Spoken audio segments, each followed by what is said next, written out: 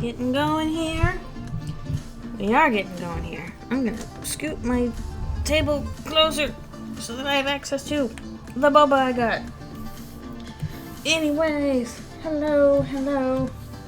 It's time for another art stream on this May the 4th Star Wars holiday special. So for that, we are, of course, drawing more Eldritchrune. Logic. It makes sense like that. Also, I'm terribly behind on all things Star Wars, so couldn't tell you what's going on with that. When was the last Star Wars thing I even saw?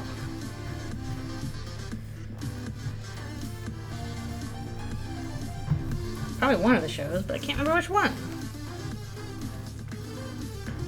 Okay. We're doing some more of this today. Today, it's going to be working on getting the characters done. First part of this Eldritchrune comic. Thank you, sounds. Hello. Thank you for coming to the stream. Hope that you are doing well on this Saturday. It is remarkably warm here for early May.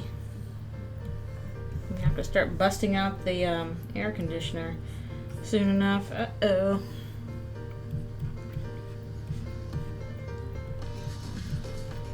And that's always a little bit of a hassle because just the way it's set up, it's I have to like stick it in the door. Yep, busy time. For sure. I know some people are getting ready to graduate, and others are doing probably some school stuff. Day for a bunch of holidays in the middle of the month. And I've got a friend who's coming to visit me in just 2 weeks, so I gotta get ready for that. And that'll be fun.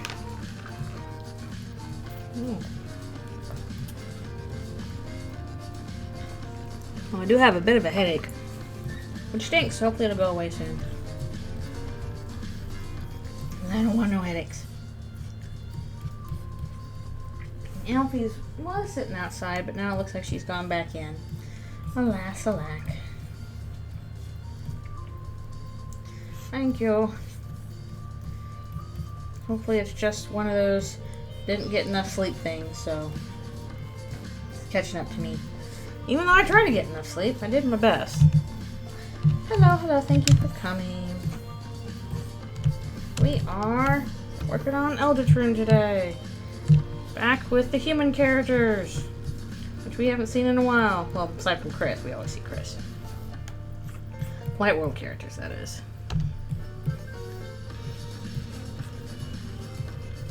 I don't know if my Asgore drawing is very consistent, but I tried anyway.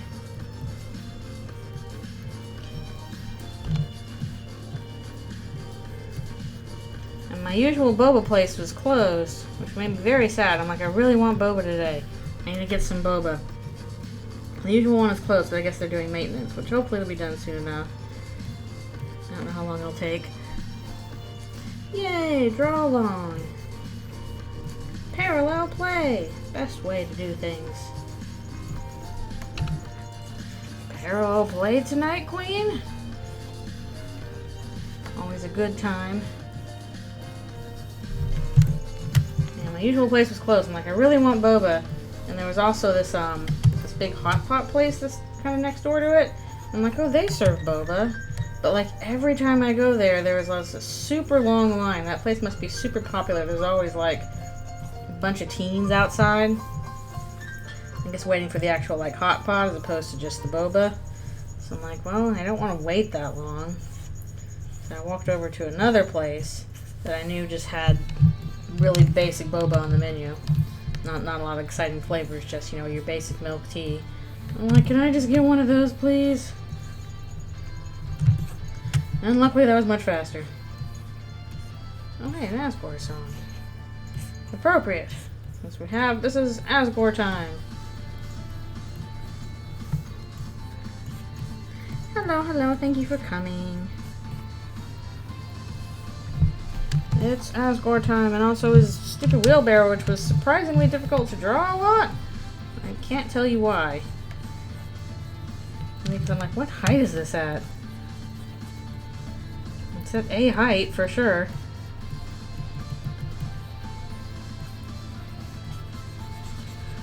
I hope you are doing well so far. You've got flowers.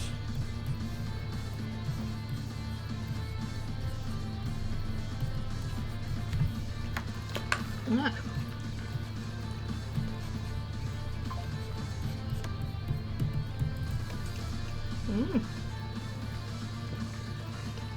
I still haven't gotten all the backgrounds done yet for the other parts, but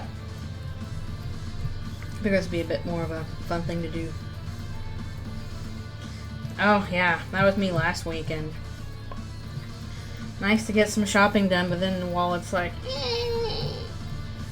my insides,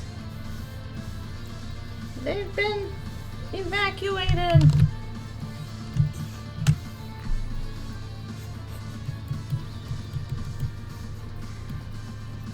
Yeah, last weekend I spent so much money. I had to do it, so I'm glad I did it. And I finally actually took care of some of that stuff today. Like, I gotta... So I have these little... Yeah, no regrets, exactly. I got one of those... I have some of these little, like, cheap rubber balls you can get at, like, the drugstore. And I use those for, like, little muscle massages when I'm doing my stretches. And they've gone super flat. And I'm like, okay, you know, I should just, you know, get an air pump. Pump these things back up. It's got to be easier than whatever I'm doing now, right? So I did that. Finally got an air pump last weekend. And literally in like 3 pumps, it's like, it's fixed now. So I'm like, why didn't I do this sooner?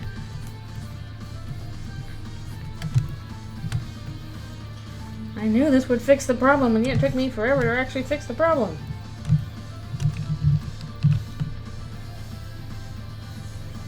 Some things be like that, I guess. Where you're like, I know if I just do this one thing, it'll fix the issue. But because that thing is outside of your normal routine, you never actually get to doing it.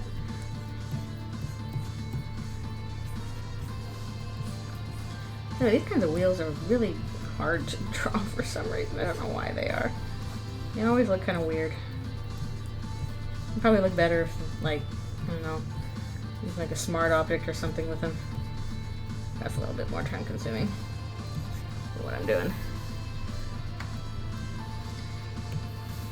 Yeah, it irritates you just enough where it's like, this thing is bothering me, but it's not bothering me enough to fix it, so I'm just gonna be bothered by it.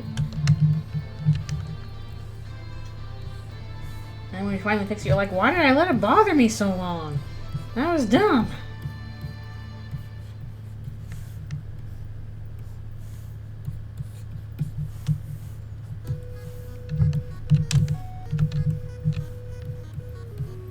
It's gardening Asgore.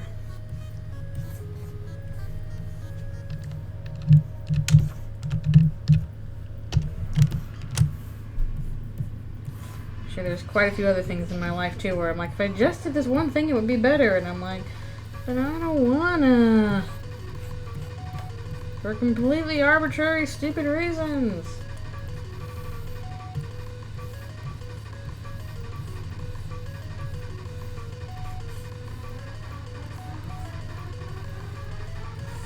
I don't know if we'll be able to get all of the lines for this done today, but if we do, that would be cool.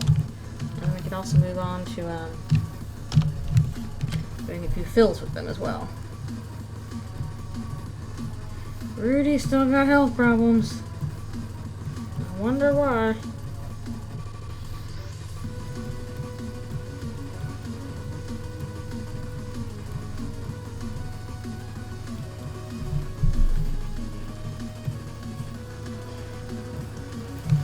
Breakcore Flowey mix. I think it's a mix of Flowey's song and The World Revolving. So, yes, both of those.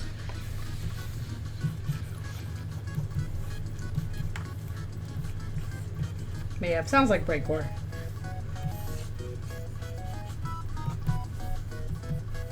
I should probably do that in a special.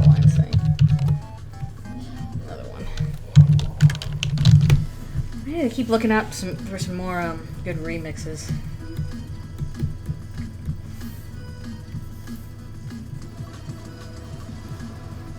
Already wear a face mask. He's probably not contagious.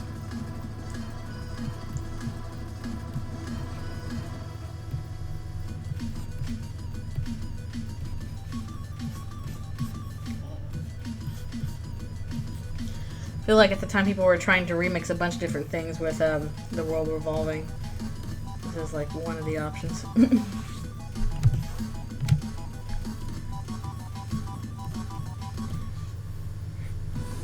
Yummy.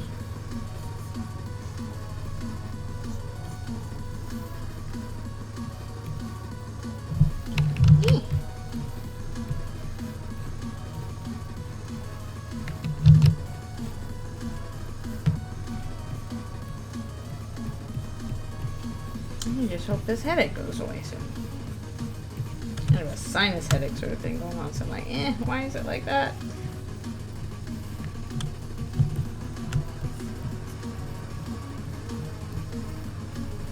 What was that back there? You ever look at your rough lines and like, okay, but why did I make that line? What did I mean by that? Hmm?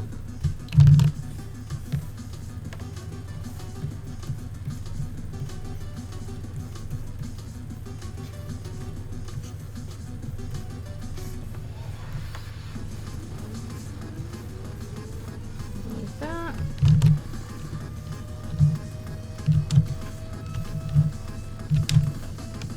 For a second I thought I drew all those in the wrong layers. I would have been sad. I was like, eh. And some of this stuff is missing because I did do the unusual thing of doing the text first. Maybe I'll keep trying that. I kind of feel like my layouts are a little better when I know where my text boxes are going to be, as opposed to a rough approximation.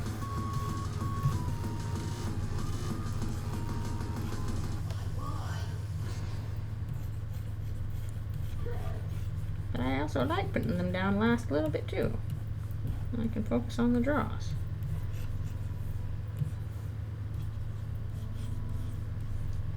Look at all these flowies. I hope none of them come to life and start treating the world as a video game.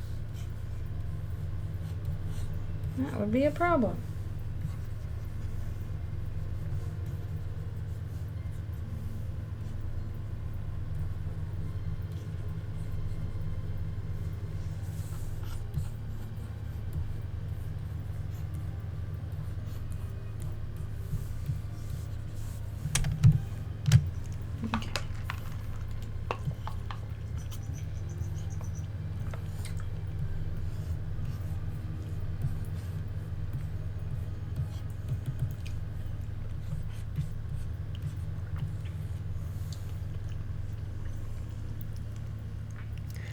Flower in the Universe Red Tree is a comic. It's a medium-aware character.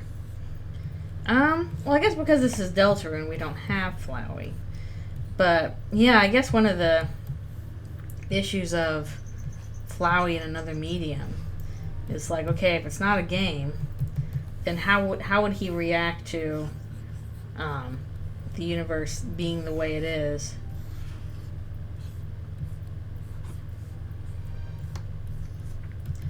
It's almost like one of those things where it could only exist in a game because of that interactive element. I mean, I guess he could kind of treat it as like Deadpool does, since that's an example of, a character that's self-aware that they're in a comic, and they're like, oh, okay, I can just kind of do what I want then. I can talk to the audience, I know somebody is watching me, sort of thing. Get really laissez-faire about it. Maybe not quite as bad, because I guess as a comic character he couldn't really influence the story as much, but he could certainly commentate on it.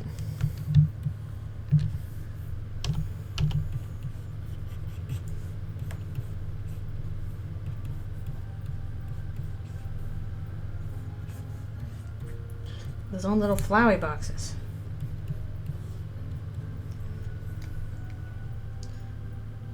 Yeah, I think that's how most comics do it. Is that it's like keeps pretending that it's a game, and that, you know, you're just expressing that through a different medium. But if Flowery was inherently knew it was a comic as opposed to a game, he might act differently.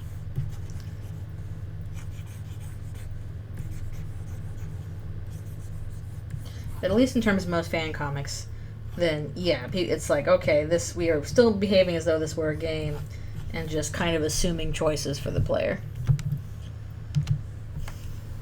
And if the reader stops reading, I guess, I don't know, maybe that's a question that'll be answered a little bit in Eldritchrune, because like we have the Darkners, and it's like, okay, do they exist beyond when Lightners stop interacting with them, beyond when their fountain is created? And I kind of want to say yes, because I think that's what the themes are going for.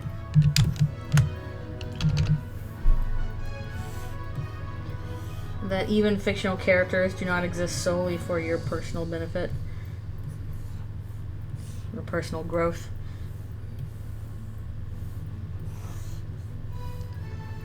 Yeah, it just kind of feels like that. Like, I know some people kind of subscribe to the last Thursdayism of, oh, you know, none of the people in the Dark World existed until, you know, their fountain was made, and that formed the whole world, and then when that's gone, you know, their world is gone. And I'm like, I'm not quite sure on that. I think it might be a little, there's probably some extra steps involved. And part of what makes me think that is like, during the Spamton sweepstakes, the whole thing where Spamton's like, oh yeah, I talked to, you know, Noelle through spam emails way before any fountains were made. Yeah, and there's always another reader to keep going. As long as the story keeps getting told. Never-ending story.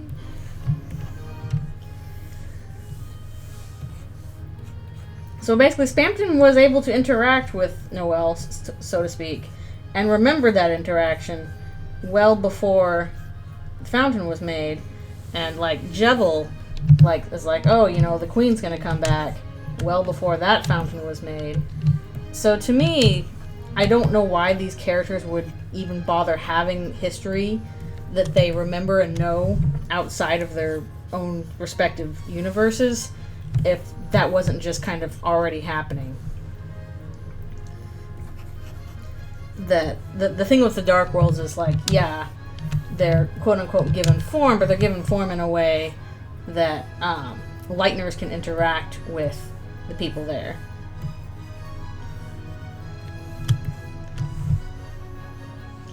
Yeah, there's history there. Oh, I remember that bit. Were you Spamton's mom? No. That got debunked so fast. Toby's like, oh, jeez.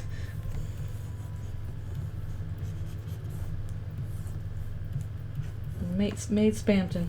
But, yeah, I'm just trying to work out, like, what is the purpose of them having, like, history with other Darkners before their fountain existed? If not just to have their own history. The problem is I feel like the at least what it makes it sound like the person, whoever makes the fountain, has some degree in shaping how it works, or has some agency in shaping how it works. So the metaphor I'm kind of using. Oh no, sorry, I think you can change your username color. If you need to. But the way the metaphor I'm kind of been using for it is like, okay, and the characters and the worlds and etc. of the Dark Worlds do exist in the same way that an idea exists in your head.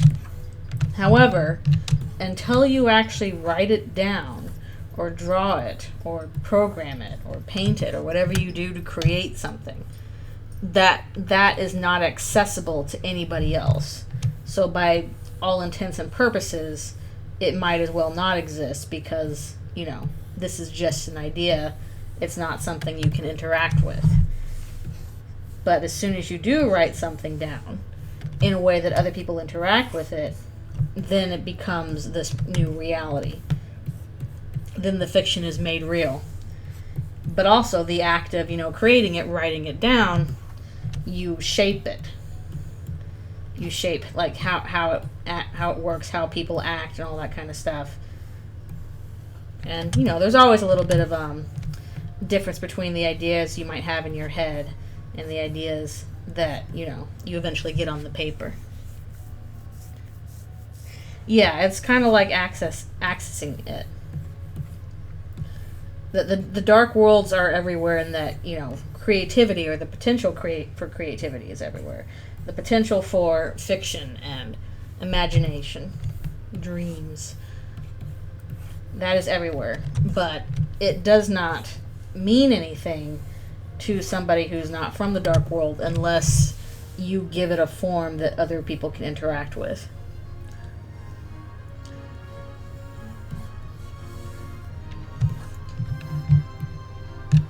Yeah, well, at least in the case of the Chapter 3 Dark World, we know Chris made that one. And I think Chris did it for basically reasons of wanting to, like, one, prove they can, and two, spend more time hanging out with, you know, Susie. 3, maybe try and show it to Toriel, but I don't know if that's going to work or not. Some risk-taking behavior there. But they probably feel like it's worthwhile. I don't know if the fair is the next day or, like, in a few days.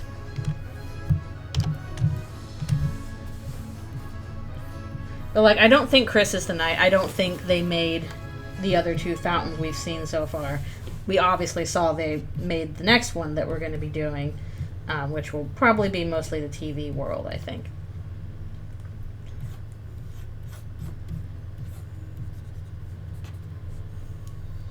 Yeah, Queen would recognize Chris. King certainly would, since King interacted with the Knight a lot and does not like Lightners.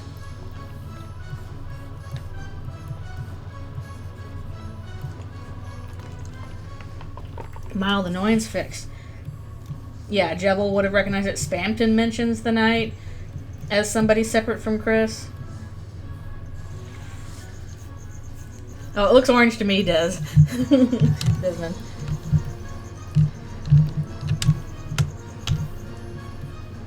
It looks different. Yeah, he looked orange to me.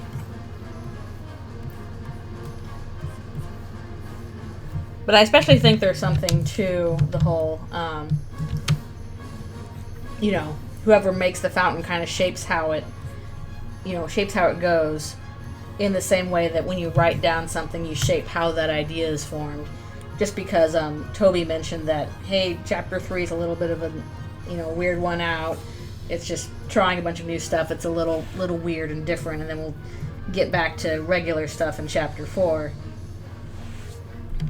So that to me says, okay, if this is the fountain that Chris just made and also it's different from the other ones, that's an indicator that, like, okay, whatever's going on. Let's see. Should I fill in Asgore's eyes or not? Nah, we'll just fill those in later.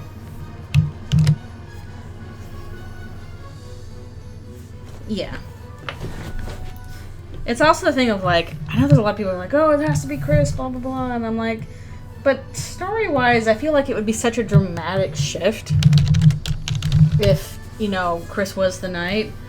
That just doesn't really seem to be the direction the story is going.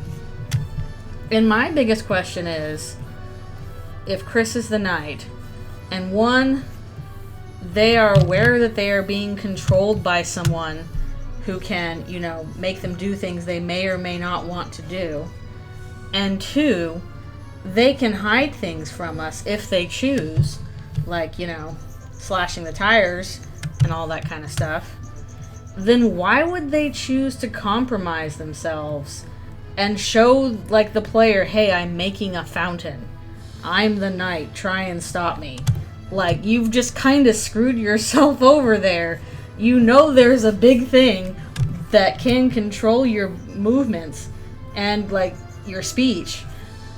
And you just told them a really important piece of information that you didn't have to do. Why would you do that? It doesn't really make sense. It makes more sense if, like, this is a situation where Chris is like, I don't care if the player knows what I'm doing. I'm just going to do it. Because I'm not trying to do a big grand plan. I'm just trying to see what I can do. It could be an irrational action, but people have usually... I mean, Chris has been planning well so far, so why would they screw up this soon in? It just doesn't quite follow for me. It just makes more sense to me that, like, Chris is being like, okay, I don't care that this other thing is controlling me. This is not a hindrance to whatever I'm doing. Which, if they're just wanting to, you know, hang out in the dark world, then no, the player's not a hindrance to that.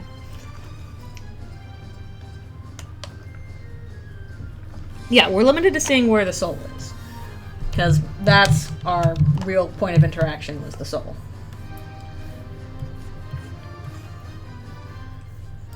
Yeah, that's where I'll say forcing it to look away, but then we still have the soul that's doing the interacting.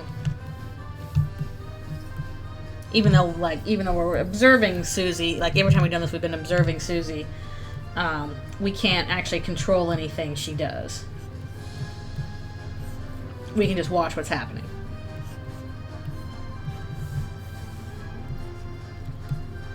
And I'm guessing so far that anytime we're going to have the why don't we close our eyes bit, it's always going to be about what is Susie doing.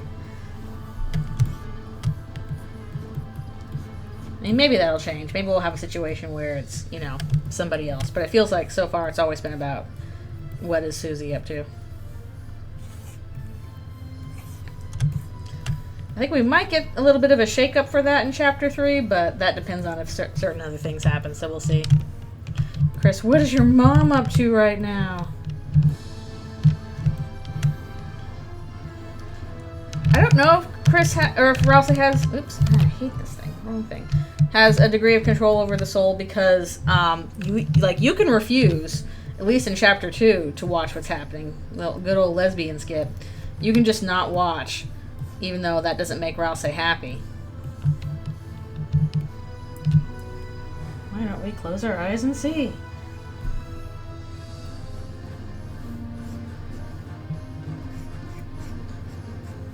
And especially in Snowgrave, like, Chris is the one taking over there, just, like, kind of demands, nope, I'm not watching. I refuse.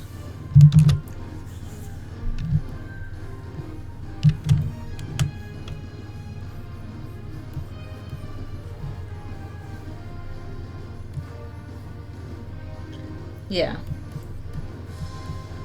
Basically, whoever makes the fountain kind of manipulates how the dark world manifests. And even a little bit of, like, how the people act in it. Because there's the whole thing of, oh, you know, Queen was, you know, normal before, you know, the internet went out and the knight came in and started messing stuff up. Oh, King was, you know, just one of 4 rulers of the Card Kingdom before the knight came in and put him in power and, you know, locked out everybody else. So whoever's making fountains is having some degree of control over what the characters inside are acting like, even if it's may or may not line up properly with how they actually are.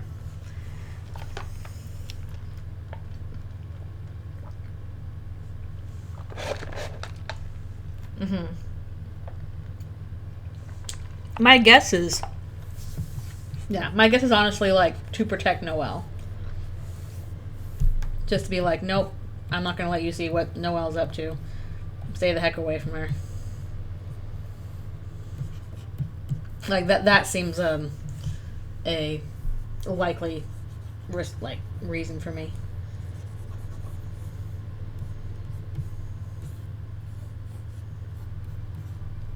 That definitely bothers Rousey anyway.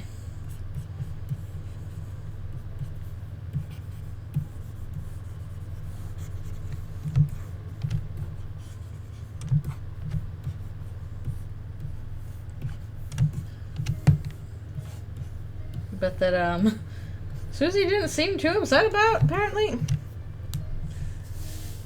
Could the act mechanic be related to determination? I don't know, because determination does not seem to be the same thing in this universe that it is in Undertale.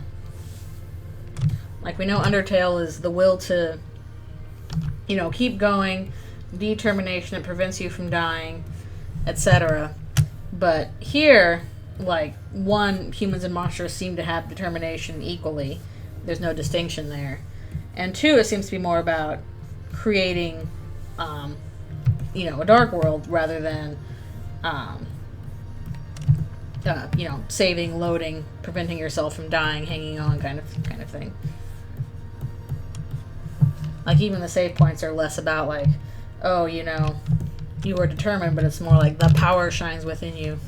Alright, time for a little stretch break. A little bit of a stretch break. Well, Asgore looks a little concerned.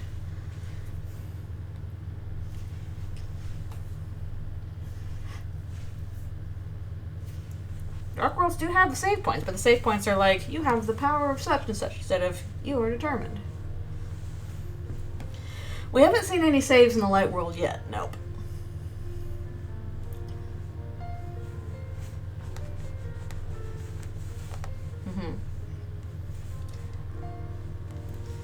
Yeah, it seems like... Well, it also seems like determination is something that is unique to Lightners, at least in the sense of, like, she seemed to think that, oh, we need a Lightner to make a fountain, and determination is something that all Lightners possess.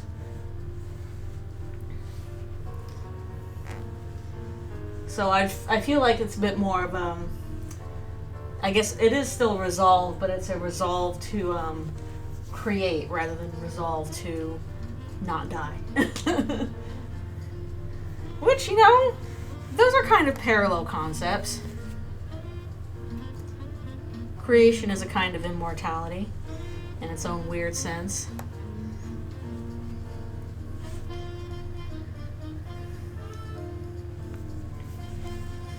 Yeah, Chris has been shown to be able to make dark fountains, but it definitely seems like Noelle and Birdley can too. Like, Rousey flipped out when Birdley was about to do it. And it's like, no, stop, please stop. Well, even when Susie and Rousey gained their axe, Susie is the one that basically forced it on Rousey. She's like, hey, why do we have to keep listening to Chris? Let's just do it. Which, that was a fun little thing there. Go Susie. I think what it is that Rousey is definitely the one pushing Chris to be the one that makes decisions and is in charge. But I don't know if that's because, well, actually, hold on a second. I'll be right back for one more stretch. I gotta do my stretchies.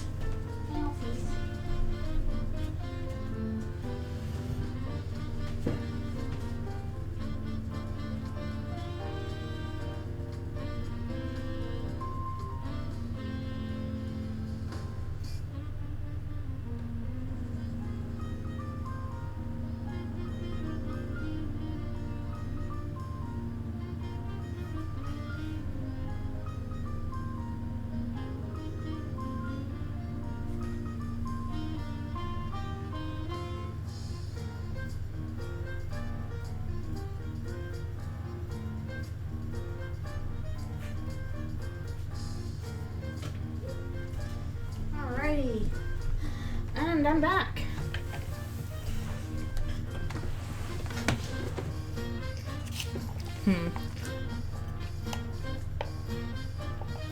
Nom. Eat my boba.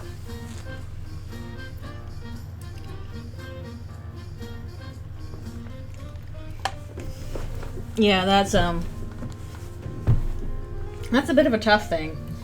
It seems like at least Darkners don't have souls.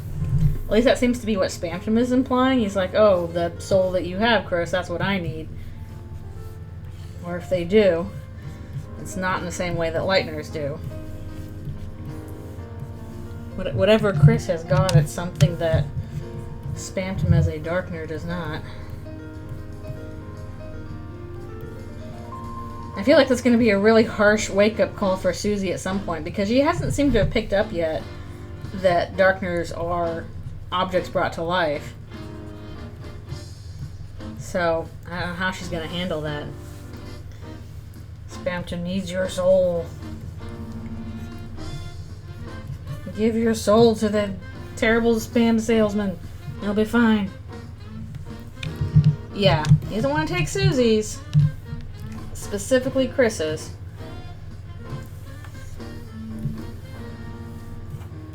I'm still of the mind that the soul that we are playing as, the red soul, is not Chris's that we have taken over. That is a separate entity that makes it distinct from what a human soul would normally be in Deltarune. Yeah, I do find it interesting that Toby is really like, no, I don't want to make, certain kinds of merchandise for Lightners. And that feeling has only increased over time. Well, in the boss fight, he doesn't need Chris's soul for that. He needs the key gen and the disc, which Chris does get for him. That's why he gets the thing in general. But he seems to be like, I'm still stuck here. I need a soul to get out of wherever I am. Alright, have a good shower.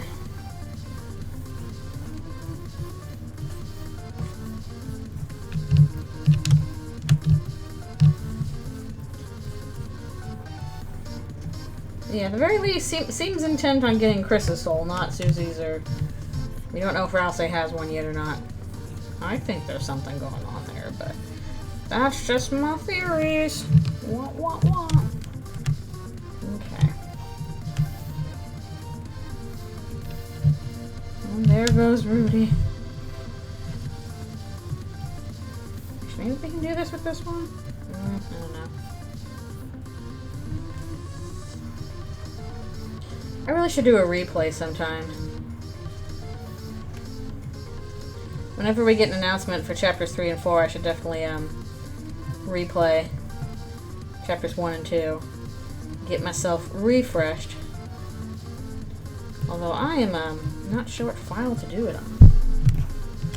So I want to make sure I have a file that's, at least one file that's has all the secret stuff and stuff. Like make sure I get all the bosses, and the secret bosses, and all the eggs, and any other interesting tidbits of information I need.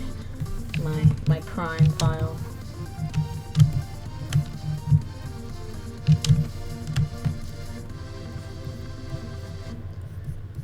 It's been a while since I played, so I'm not sure which file is which.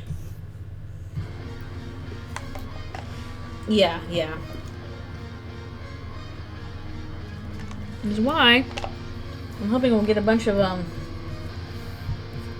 we'll get a good amount of fair warning before chapters 3 and 4 drop. I wonder if we're getting the next newsletter. I'm kind of guessing June, since we had kind of a late winter one with Wait, no, when was the last one? We had a spring one. We had the February one. And then didn't we have one in the spring as well? Maybe I'm crazy. Yeah, was there one after the Valentine's one? Or am I nuts? I might just be nuts.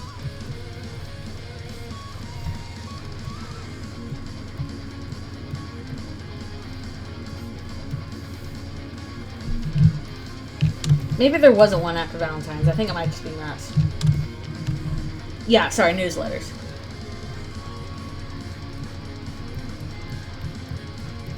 So maybe we haven't gotten the spring one yet.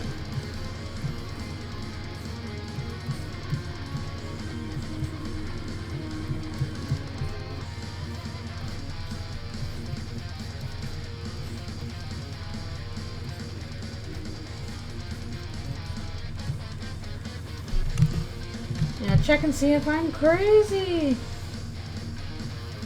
I'm totally nuts. I'm probably totally nuts.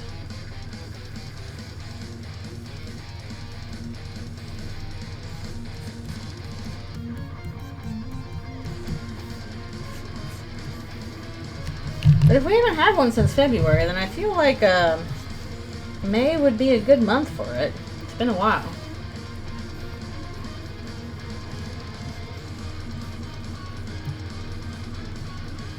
There was summer, anniversary, Halloween, and the Valentine's one. Okay.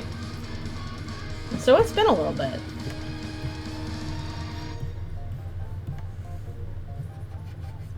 But, I don't know, maybe they got nothing to say. Maybe they're just plugging away, and it's like, sorry, we can't tell you anything, we're just working on it. Be patient, bye-bye. And we'll be like, why is it taking so long? You can be like, shoosh. That said, it has been a while, so I hope we get a new one soon.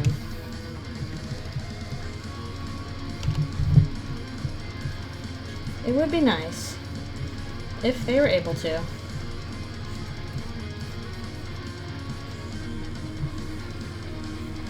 No spirit yet.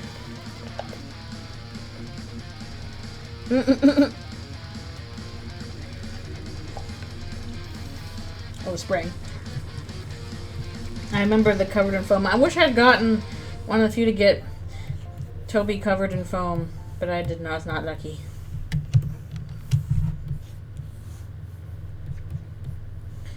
Is that still up on the Wikipedia page, the picture of him covered in foam? I think that was April Fool's, wasn't it? Last year? Time for jokey jokes and being covered in foam. Okay.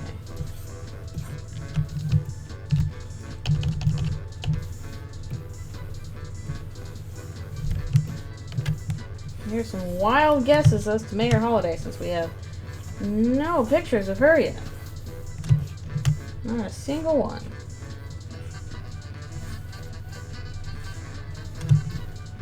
English Wiki, okay. Gotchas.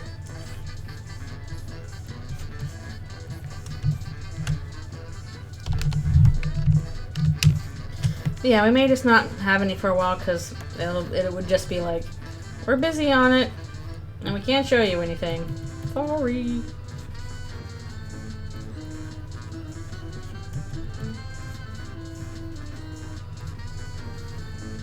Unless Toby's been working on some other stuff, which he probably has. He's always busy. Busy with the things.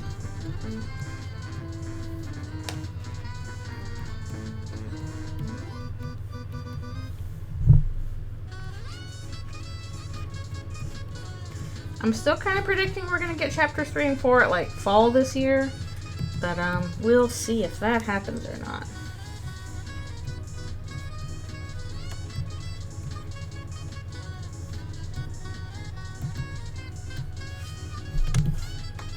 There's always fan stuff in the meanwhile. We can dream. Indeed.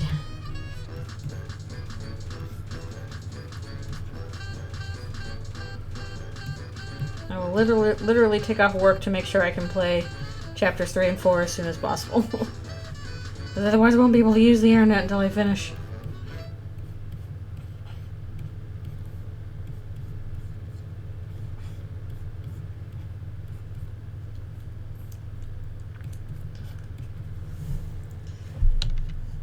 Oh, on the Portuguese wiki page? That's funny.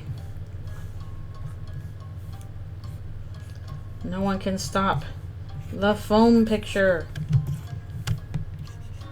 It kind of feels like something from like Nickelodeon or whatever. Here's the celebrity you like covered in foam. Wow, it's wacky.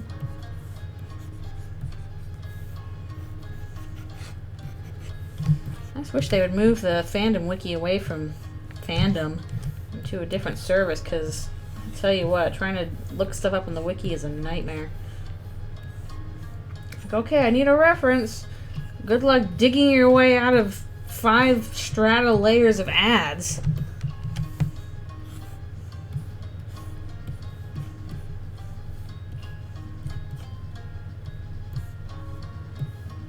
It's like, please.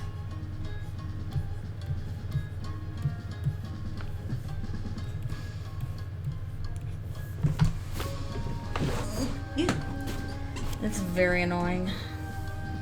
And so many places use it too. That's the annoying part. It's also hard to trademark that name. It's just supposed to be a regular word, and now I say I hate fandom. No, not fandom as a concept. I hate it as a company, as a product. Which, true of other things too.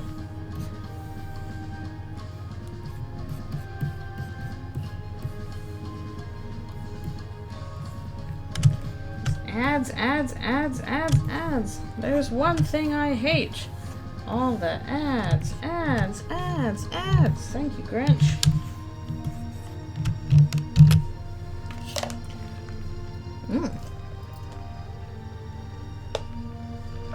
So many Firefox add-ons I should probably get. No, I'm way behind on those.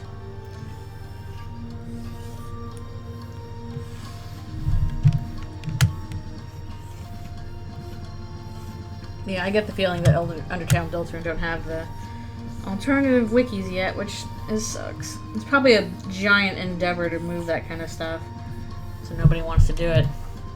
Yes, you may share a link. Although I might not get to it for a while, because I'm busy drawing away. Yeah. Don't go into the next panel, you're not alone. Get indie.wiki. Okay. And how did this stuff become so corporatized anyway? I feel like what I remember is like, I know we made like a wiki for the roleplay game I was in back in like 2009 or so, and we weren't using fandom, we were using something else. I think it might have died by now though. But it was literally just like a make your own wiki kind of situation. The power of capitalism, indeed. Indeed.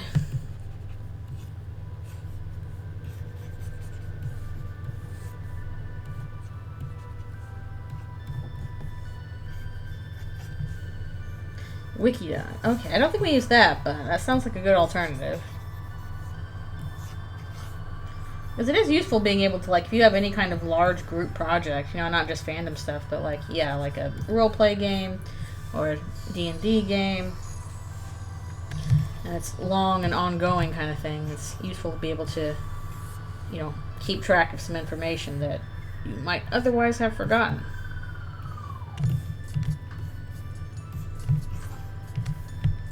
It's nice to do that in a space without a bajillion manillion ads.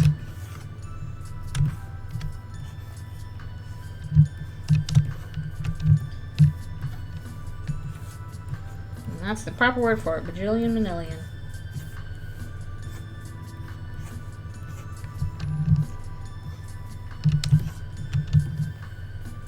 Upset Al Gore, he's upset.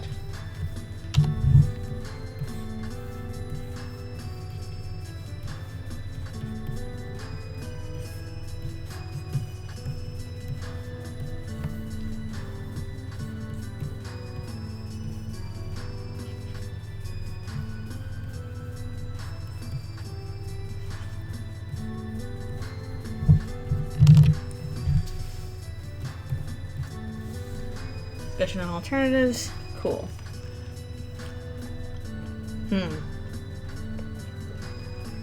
Oh wow, were they gonna move the Minecraft wiki? I imagine that would be quite an endeavor. I can only imagine how big that wiki is. Unless it never was on fandom, but... if it was and they moved it. They moved already. Well, good for them. That is definitely an endeavor. Especially if they don't make it easy for you. Like at least when there was that big purge from LiveJournal because of, you know, changes to the structure of the site and all that after it got bought out. There was Dreamwidth there to pick up the slack, and everybody was like, well, we're going to move to Dreamwidth. Because they literally created like import tools. So it's like, oh, do you have a, you know, a blog or a RP game or something you want to move, here, we will allow you to basically, like, import all of your previous posts and stuff over, so you don't lose stuff. It didn't work for images, unfortunately, but it worked for everything else, which was really nice. I ended up doing that at the time. It was a big migration. So I feel like those migrations can only really happen if, one, if, you know, the change to the old site is really catastrophic and people cannot stand it. And two, if you have an alternative that is willing to basically create a backup for you, it makes a big difference. Because losing all that other previous stuff is really hard. Okay. Done with that page. On to page 3. And here we go.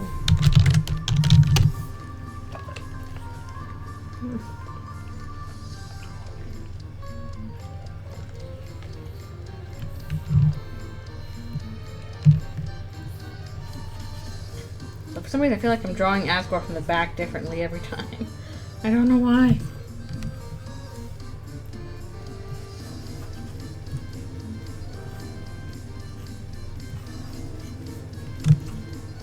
As long as it looks like him, I guess.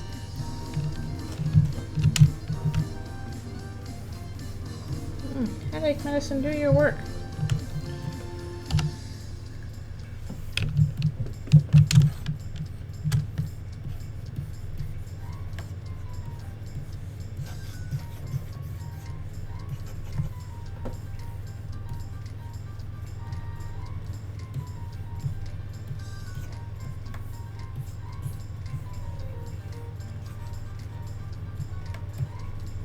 Well, for any wikis that are new, is there a reason why people would choose the fandom one for a new wiki? Unless that's, they're just like, hey, that's available and that's free and that's what I know of. Which I don't understand is the reason why a lot of that kind of stuff happens usually. I feel like at this point, people would be more aware of just how obnoxious using fandom is for wiki stuff. I would hope, anyway.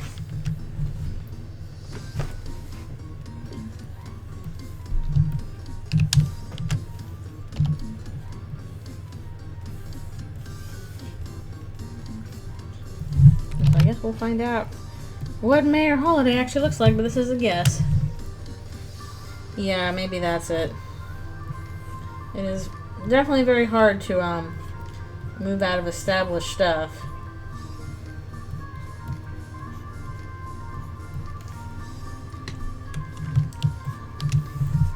Being able to have easy to use tools probably makes a big difference. But goodness, the ads are obnoxious.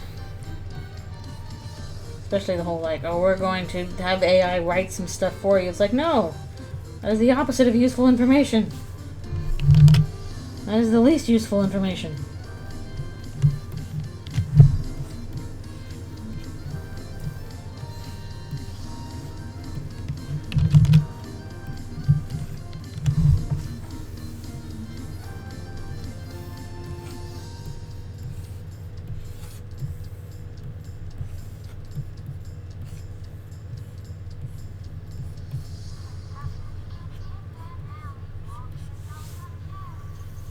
Okay, sweet. Thank you.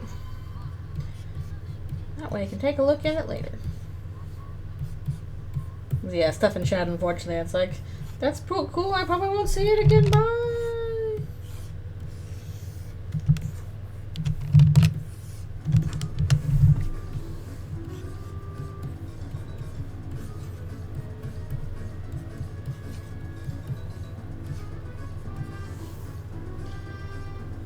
The moss bag? I don't know. Let's take a look.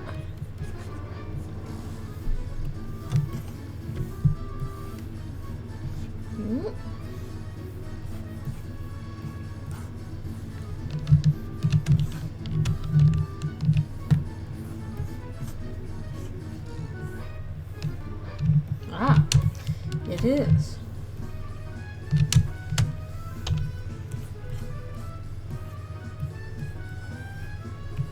Let's see if people recognize this character or not. bug! Get out of my face! Why are you here, bug? Didn't get. Why would he be sacrificed by Hollow Knight fans?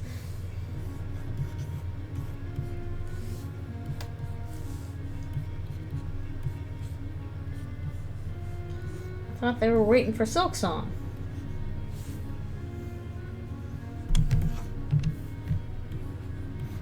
Which I thought was going to be coming. Silk Song isn't out yet? Okay. I thought we were getting close to it.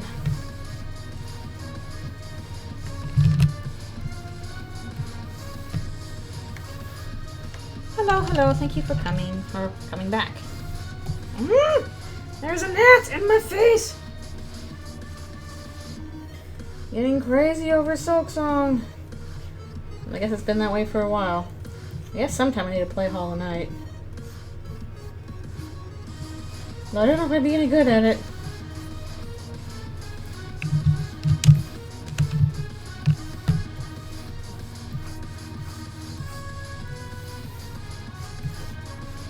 Especially if it's like precision platforming stuff. I'm not very good at that. Is this the OG Tokyovania? I have to look at my thing. No, this is version 2, it says. It is Nick Nitro, but I think it's another Nick Nitro version. He did a couple versions of it.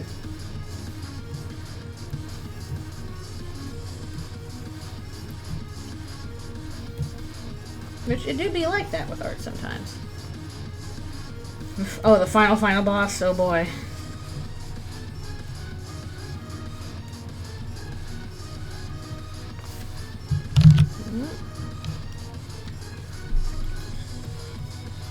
I just imagine if I tried to play Hollow Knight on a stream, I'd be like, ah, I suck! Ah, I suck! Oh no, I suck! Oh, I'm sorry, I still suck! And I still suck. There's a lot of Tokyovanias out there.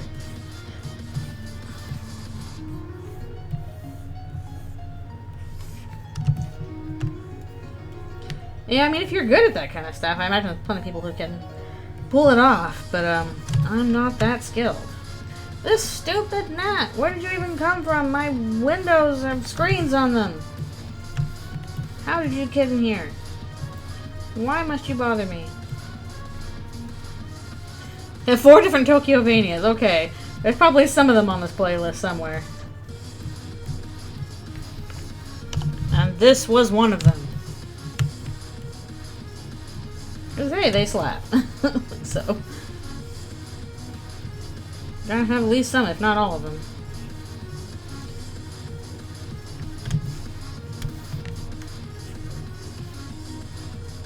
Let's see if anybody recognizes this character when they show up. Mostly gonna be in silhouette, though. Oh, I forgot the difference between Tokyovania and Tokyovania Control. Chaos Control!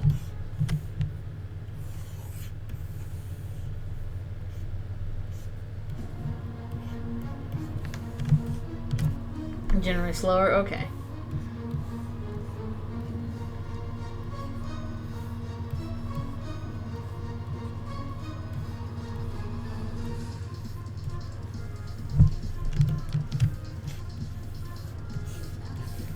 You gotta have your speedy version and your more melancholic, slower version.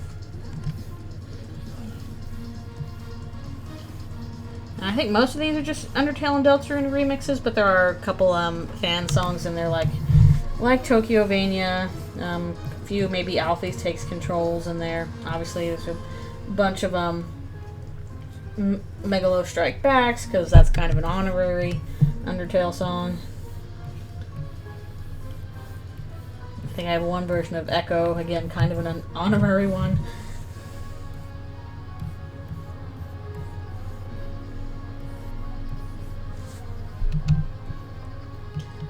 Did I add anything from ETY? I think there's like some really old versions of Undertale Yellow, but I need to get some remixes of new stuff.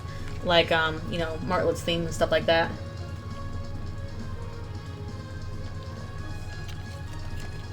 I gotta go looking for some... Blah.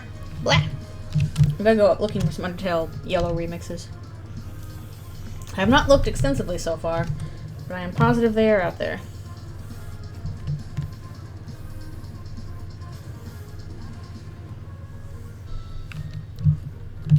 Oh, can't go wrong with violin, for sure. I love me some violin that is, you know, also going fast and frantic. Very versatile instrument. And what was this one artist I used to listen to all the time that played like electric violin? Oh, cool. Hope it's going well for you. It does sound like it'd be a hard instrument to learn, but that'd be pretty cool to learn. Harder and easier. Fascinating. What's hard about it? What's easy about it?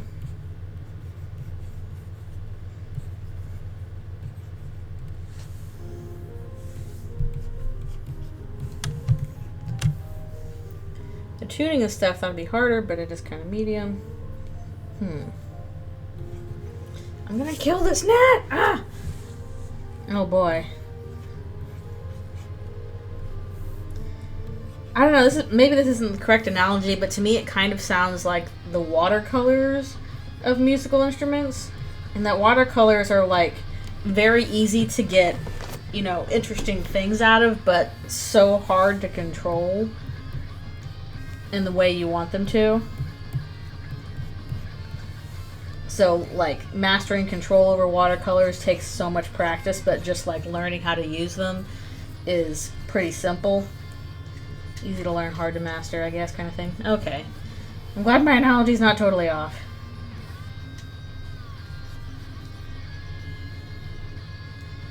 Right angle, right speed, right force. That's a lot. For sure.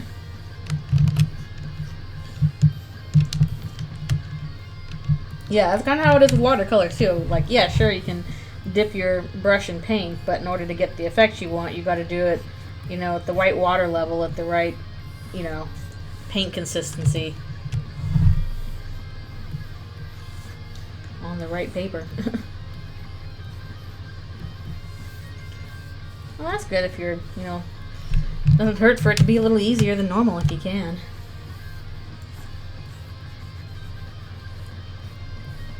Take another break in just a little bit once I finish a very downtrodden Asgore here. This is sad Asgore day. Sorry, Asgore. Toriel has a slightly better time in her section. She at least gets to laugh a bit. And get some jokes. Things will get better. Maybe.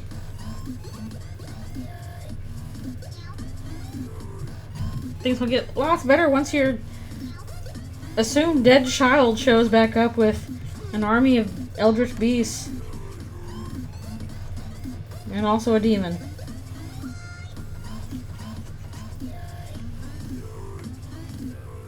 Oh, interesting. Well, if you're taking well to it, then that's pretty good.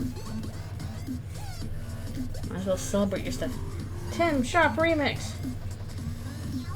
I like getting like little remixes of stuff we don't usually get, like, you know, Tim Shop or Wrong Enemy. I really wish I could find more remixes for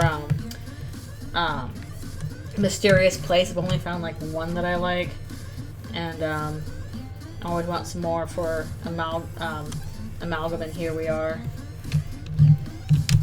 And you got tons and tons of Megalovanias and Battle Against the True Heroes and all good stuff.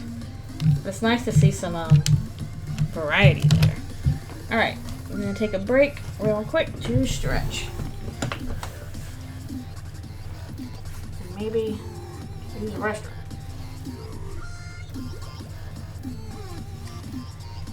Or some other really random songs I don't get to see many remixes of. Like Thunder Snail, Bird That Carries You Over a Disproportionately Large Gap. Or is it small gap? Disproportionately sized gap. A few dog songs, occasionally. But I really want Give me more remixes of Mysterious Place. I don't know why, but I really like that song. Also, I want more remixes of Death Report. Honestly, one of my favorite songs. Like, I really like Death Report. Almost nobody remixes it. I've seen like 2 really, really good Death Report remixes, and then everybody else just sleeps on it. I don't know if I've heard Birdly Rejected Concept. I'd have to look that up. Death Report. Death Report sounds like a Kingdom Hearts song. Maybe that's why I like it. Birdly, but better. Fascinating. I'll have to check that out. Fascinating. Bird sounds. You gotta have bird sounds for the bird. For the birdly. I'm sure the official was chosen because it was liked more, but it's always kind of neat seeing, you know, different varieties of songs. Like I remember the earlier versions of Undyne's song. She sounded a bit more menacing with, less heroic, more menacing with her old versions of her song. The bird derpiness. Bird derp.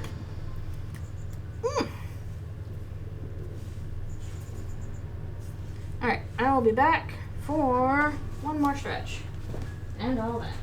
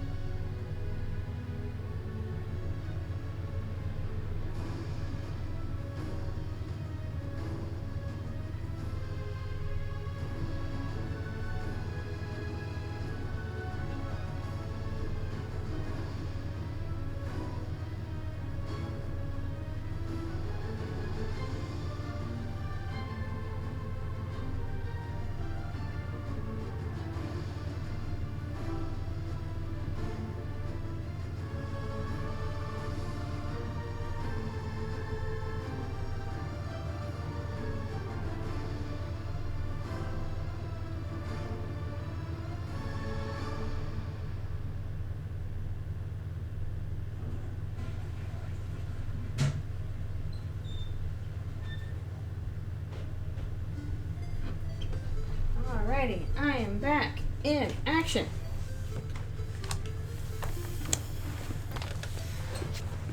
A Lynx version of Birdly. I think I need my own theme song first. Oh, tracing is pretty good practice. But good luck at work. Also, I'm back. Nom nom nom.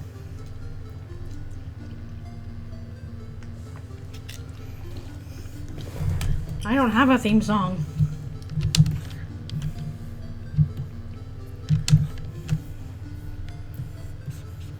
My theme song would be full of weird, silly bird noises, though.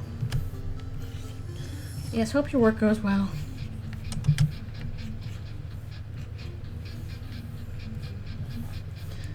Definitely gonna have some tough stuff going on with that this week, or next week actually. I wish I could compose music. What a useful skill to have.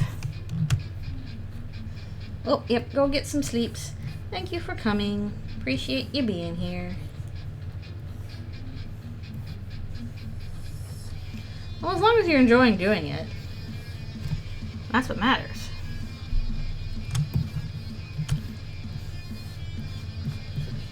I really should try new things sometimes.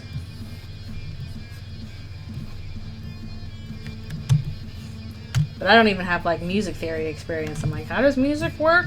We just don't know. It's a mystery. Oh no. At least you have some piano experience and now also violin. Heck, I used to be able to read music and now I forgot. I forgot.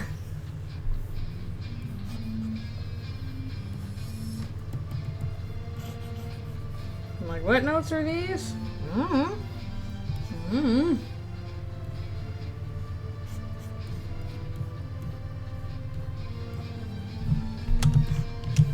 Technically infinite. Because with that you can hear them. You can have as many keys as you want. No one can stop you. But they can get angry at you.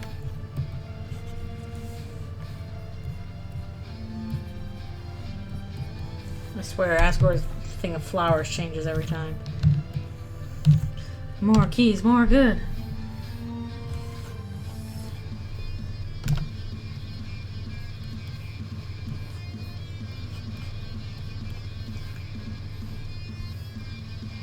Tempered Turing system.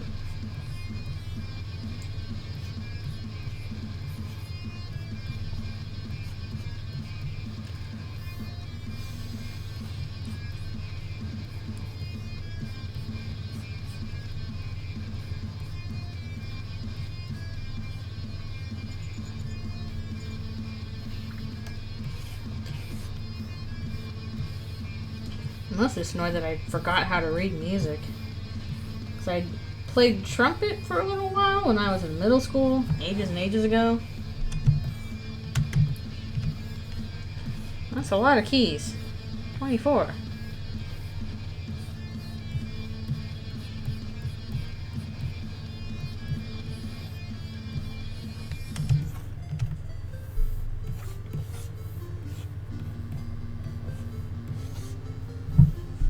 And there are the jazz keys.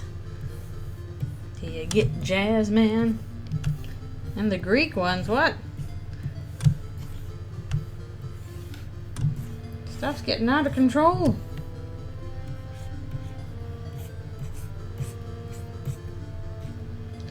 I've got keys you've never even heard of before. Keys you can't possibly imagine.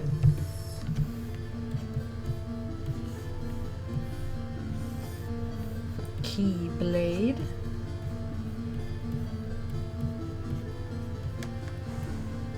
"96 different keys. That's that might be too many, even for me.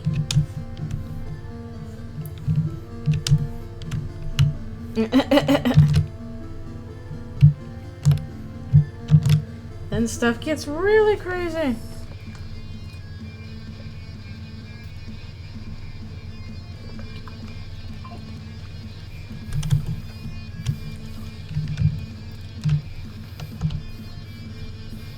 Why must I draw your wheelbarrow of stuff wrong every time?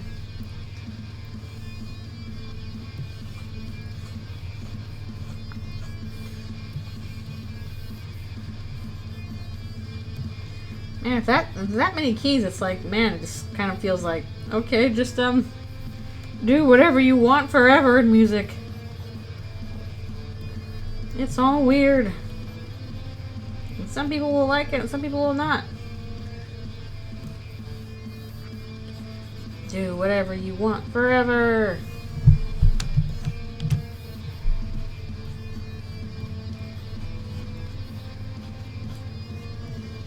But I'm sure there's some people who will object to that.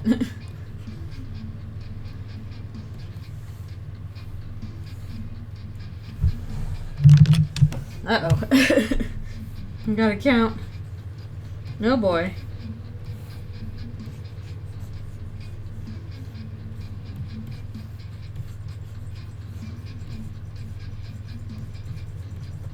How warm is it? Well, it is warm in here. Oh boy. I'm gonna have to break out the air conditioning soon. No. It'll be a big pain.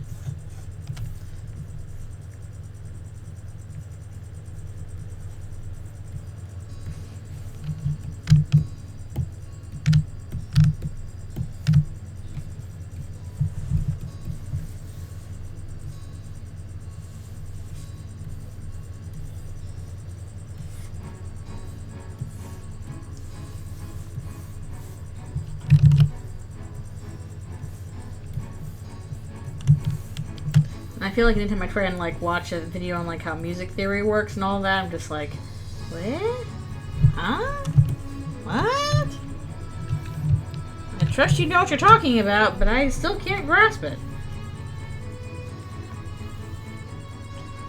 Oh, good grief.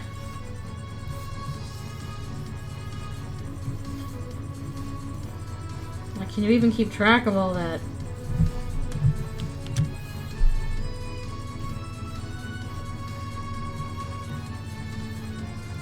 Yeah, I'm sure it's fascinating, but goodness gracious, it goes over my head.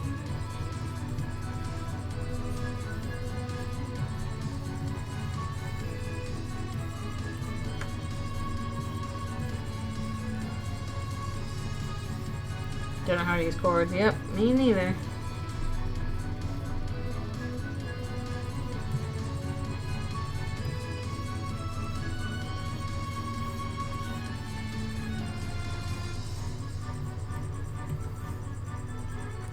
Oh no, you have to reluctantly learn. Unforbidden knowledge. The knowledge you did not ask for, but you have to have anyway. For reasons.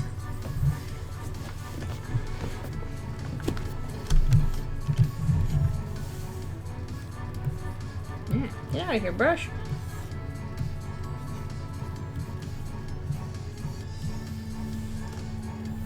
I definitely appreciate people who are good at composing musics. That's not me. But it helps me work on my own stuff.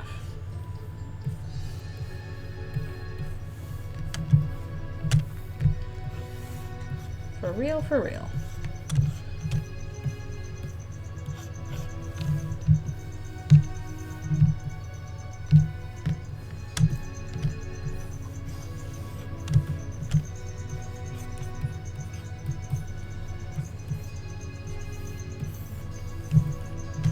Uh-oh. Not math. Whee!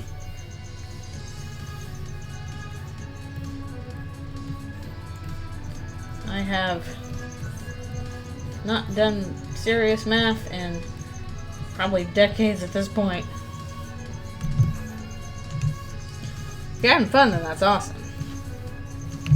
But poor me, I don't know how I passed my last math class in high school because I failed the final. But that was not a very well-taught class, I'll say that much. And then I somehow got out of having to do any math when I got to college. So I just kind of never did it again. Like, goodbye, math. Sorry, I was never very... Well, I did okay at some math sometimes. Really makes a difference on, like, you know, how the teacher was. And my last teacher with high school math was pretty much non-existent.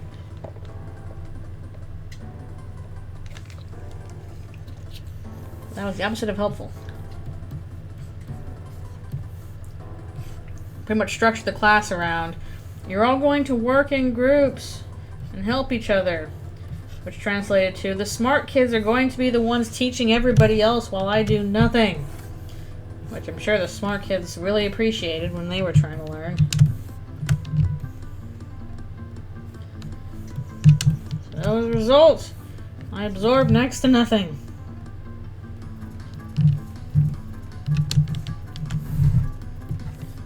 English, math. I had plenty of good teachers. And I certainly had some good math teachers, too.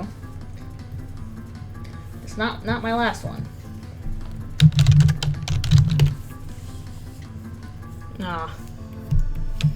Yeah, see, a good teacher will sometimes be like, hey, I've got to do this for, like, you know, a certification reason, but I know this isn't exactly useful, so let's just kind of skip over that and get to the stuff that's actually useful. But that's a difficult line to walk, because they are being scrutinized for what they teach as well. Source: both my parents are or were teachers. I have all that inside baseball on that. It is a hard, thankless profession.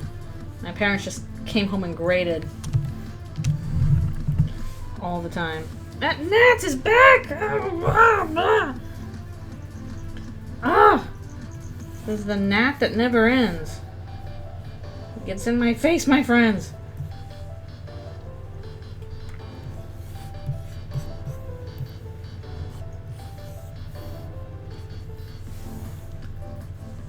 Oh, sheesh.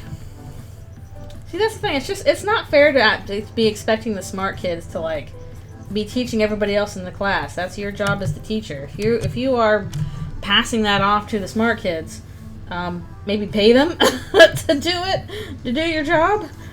Your job as a teacher is to, you know, teach. Hey, if you enjoy teaching, that is good. Teaching is hard. And I know, because I have tried to do it. And, quickly panicked when I realized that whatever I was doing was not working. Would work okay with some kids, and not with others. And then the others that it, you know, was not working with would clearly get upset and frustrated with it. And I'm like, oh no! I'm not good at this! Ah! Ah! Yeah, that is the main problem, is teachers not paid nearly enough for how much work they do. That's just facts.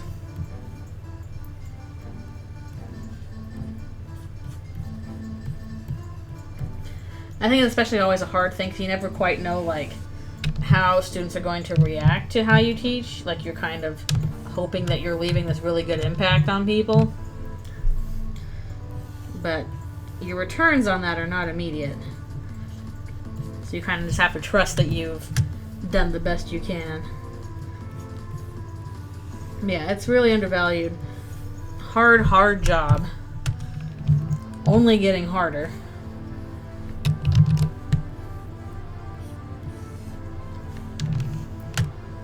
Yeah, you do have to be really versatile. I think my parents were pretty good at it. Yeah, you have to explain things in so many different ways because, like, you know, kids learn different ways. So, and especially, like, if you're a kid that's in a subject that you're not interested in, like, you are just, it's really hard to get your attention for it. So getting kids interested in a subject in the first place is already a difficulty.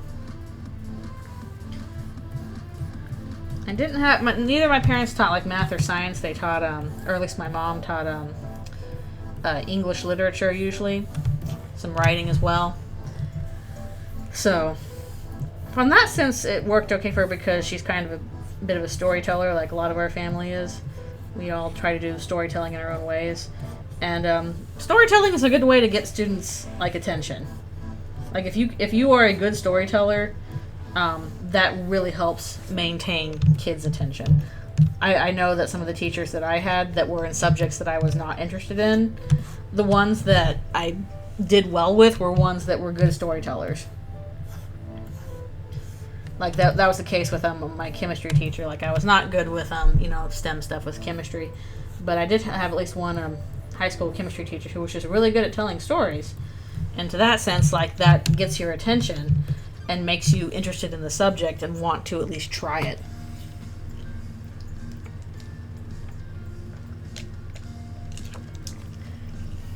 Yeah, you gotta at least, like, get them at a young enough age to be interested in the concept of learning. It's like, okay, even if I, you know, don't use this subject or it's not my primary focus, there's value in, like, learning it. And so I want to gain something from it. Because you're going to forget most of what you learn in school anyway. It's a matter of learning how to do, oh, goodness gracious. Learning how to problem solve, how to read things, how to discern arguments, how to use logic. There you go.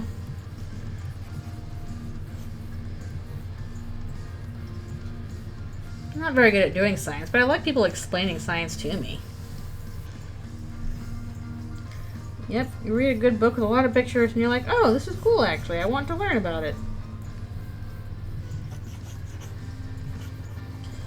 I definitely focused on art from a young age because that was encouraged. Like, I would draw a bunch, my parents were like, oh, that's so good, you should keep doing that. Here, we'll give you more paper.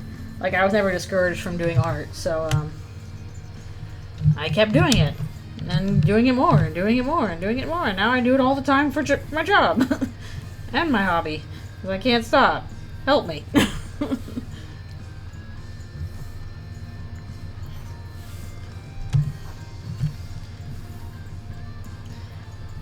Yeah, it's always a hard thing, like, even within the discipline itself. Like, when I was a little kid, I didn't really like drawing humans that much. I always wanted to draw, dragons and animals, all that kind of stuff. So I struggled mightily with drawing humans through, like, most of my adolescence. I would just avoid doing it. And I could have had so much more experience doing it, and I just didn't do it. And nowadays, I'm much more comfortable drawing people than I was. But I always feel a little bit behind drawing humans as opposed to drawing animals. Or, dragons or creatures or something like that. Like, I'm always just kind of, like, 2 steps behind where other people who were, like, really skilled with drawing that could have been. And it's a shame. There's really no way to go back and, do that, because it's the kind of thing that would have happened with, that experience you get when you're a little kid. And, not like you can't learn now, obviously.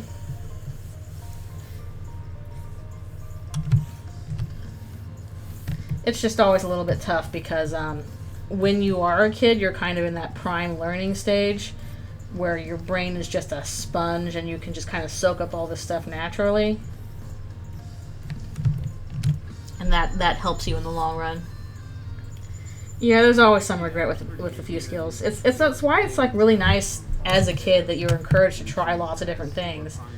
And there's less, fear of failure. You're just like, nope, just try it, you'll do good.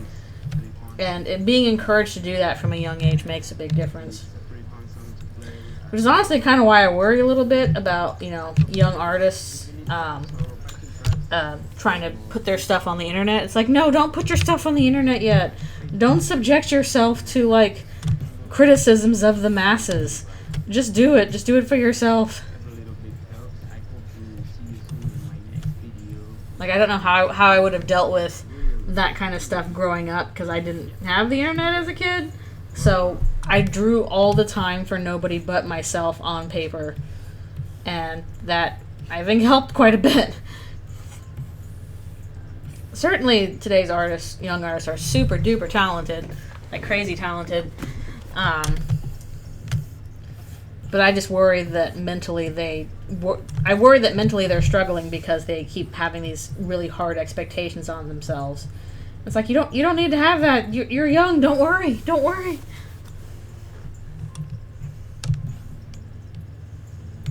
Yeah, exactly. You get kind of this weird mindset of, oh, I'm doing this for, I gotta do this for, the attention. And, like, yeah, obviously you do that. I certainly do that.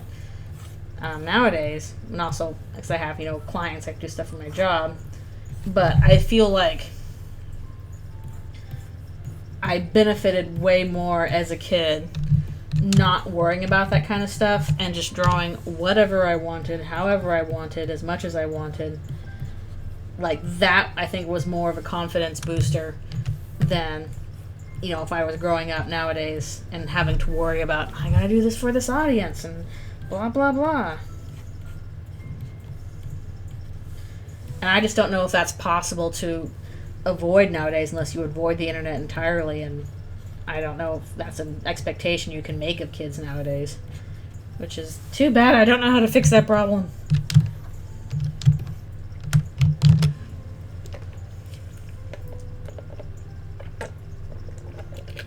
I especially feel bad for kids nowadays, because now there's like the expectation of, oh, you know, your stuff's not valued because we can just do it with AI and blah, blah, blah. I'm like, shut up! We need younger artists coming in and trying new things. And you're just making it harder for them. Why would you do that?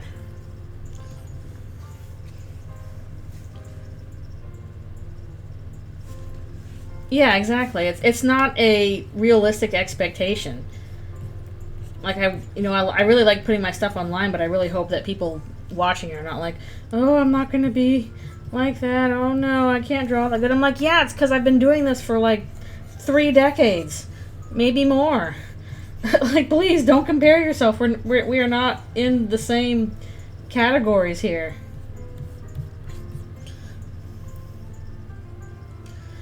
Yeah.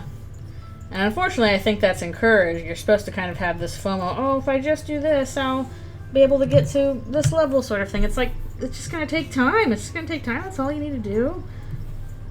Give yourself the time to do it.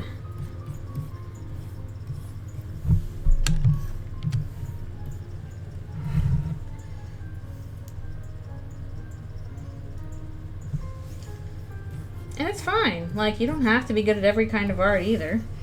Certainly, again, I didn't grow up doing digital art. I grew up doing traditional. I did not have a tablet until I was in almost finishing high school.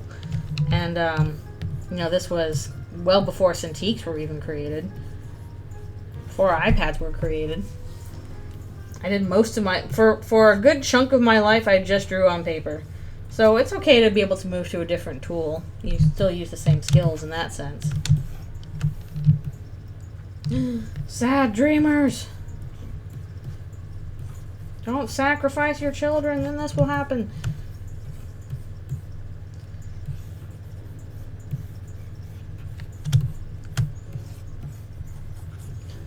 Yeah, it's definitely why, like, when you're young, it's important to try a lot of things. Because it will make your life a little bit simpler down the line if you already have that kind of sense of, oh, I can do that, I did that before.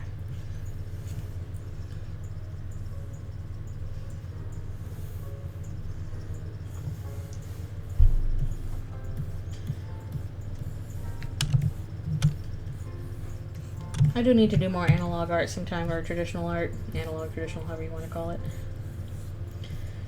I'm admittedly used to doing things all digitally now because that's just mostly a speed issue. It's nice to do stuff traditionally, but that does go slower. Well, you are still young. If you want to do it for a job, you can. It'll just take some practice. All things take some practice. You're not going to be able to get anything right away. Like, certainly when I was first starting out, I didn't really know how to use a tablet very well. I'm zooming through this because I've literally been doing this for decades.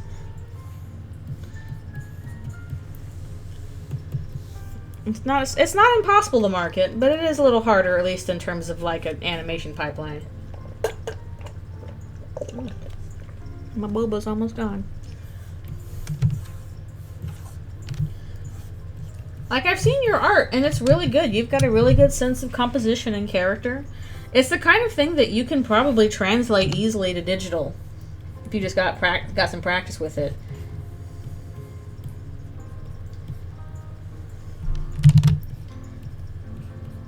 But the reason why, like, again, storyboards are done digitally now is just, it's a matter of pipeline ease. It's a lot easier to, like, make changes to a storyboard digitally with the programs we have. Your quick hand doodles are good. And when you're on, like, a schedule, a lot of other people, are in the pipeline doing, you really do have to be able to make changes, quickly and simply. That's why I'm like, no, AI stuff's not going to work for that. You cannot make easy changes. You need to be able to make easy changes. literally with my work right now, I'm in the thumbnail stage, which is basically the stick figures. And even that, we're going over, and it's like, okay, we gotta change what the stick figures are doing before I can get to the actual rough sketches.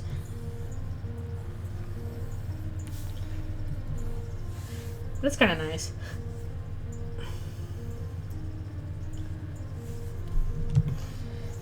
Yeah, but also, like, in boards, you shouldn't necessarily have to edit an animatic together either.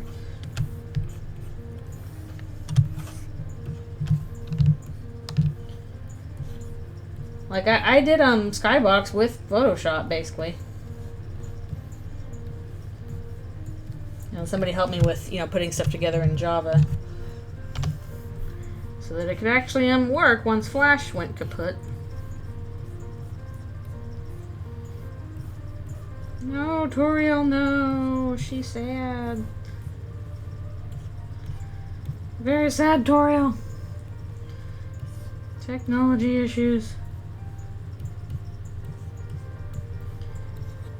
Tech issues do happen.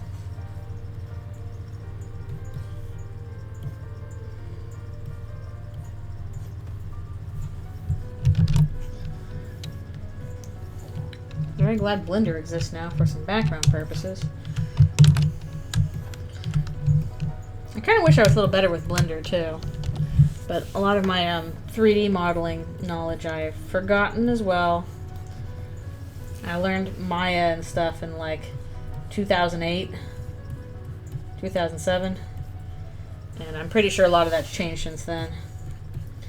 So I'm like, okay, I can make some cubes and extrude them and move them around and stuff, but like really nice modeling, that's a little bit more beyond my practice set right now. President dating sin. Oh, welcome back from the thing you had to do.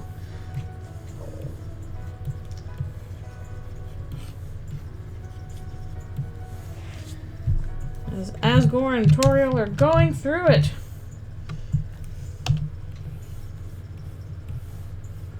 As you do in this universe. Gang.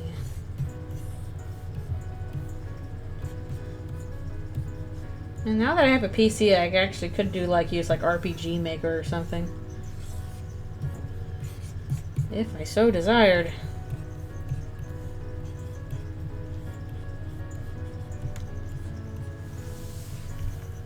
Nope.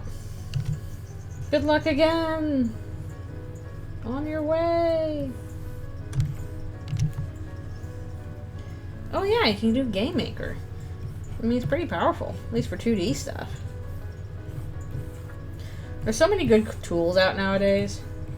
That is one nice thing about younger generations is like the tools available are really nice. At least there's a little bit less of a, you know, wall there. Hello, thank you for coming to the stream.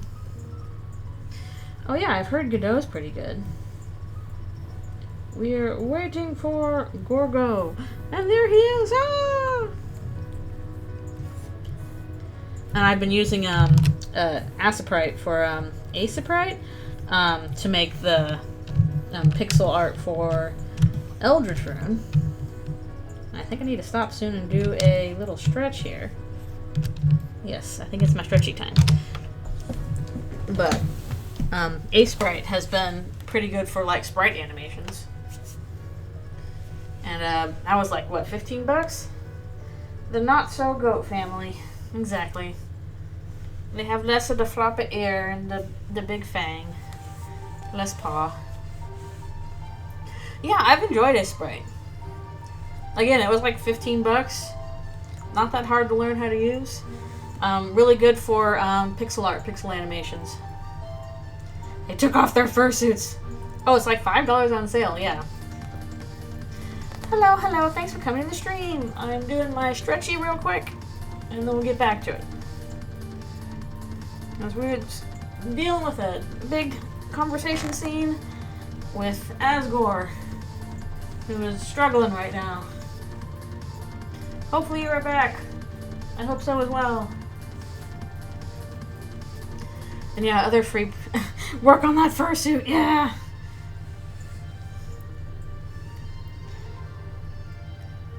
Ascortorial can't put the fursuits back on because they're not doing the cult stuff right now. Wah, wah. Hello, hello, thank you for coming. I'm doing a quick stretch, and then we'll get back to Asgore having a time of it. I hope all is well with you. I still got a little bit of a headache, although I think that Advil helped a bit. I'm really hoping it's just a regular headache and not like a sinus issue, because it's like right in my sinuses. Blah! Might just because it's too warm here. Alright, be right back for one more stretch.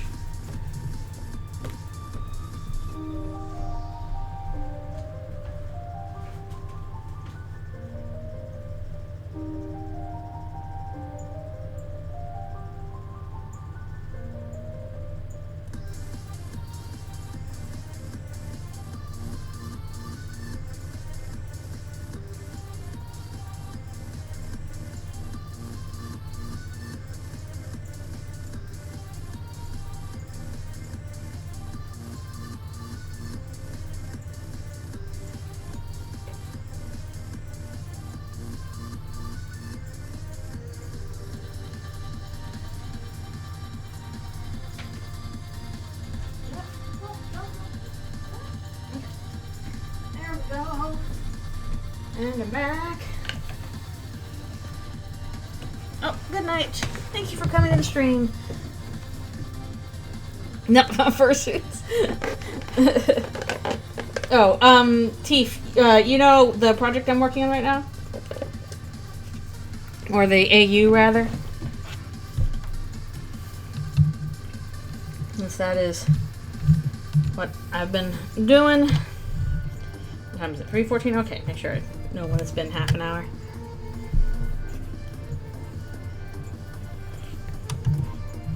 The Eldritchrune one. Been a little bit of an odd one since I'm not really, do I have my glasses on? Been a bit of an odd one since it kind of popped up without my intention, and I have not been drawing it in chronological order, just kind of as I am like, okay, I want to do this scene, let's do this for now. I still got to make a post about it, about how I'm going to handle the ending, because that's going to be probably a bit challenging. Am I correct? Yes, I am. But basically, here's Toriel.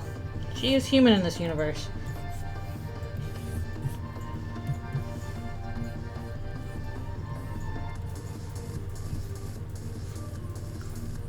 Next 3 parts for the comic I'll do, we'll be back with our light world friends,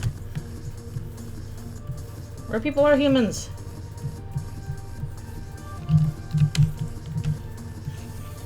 And Toriel and Asgore done did some bad stuff in this universe, and now they're dealing with those consequences.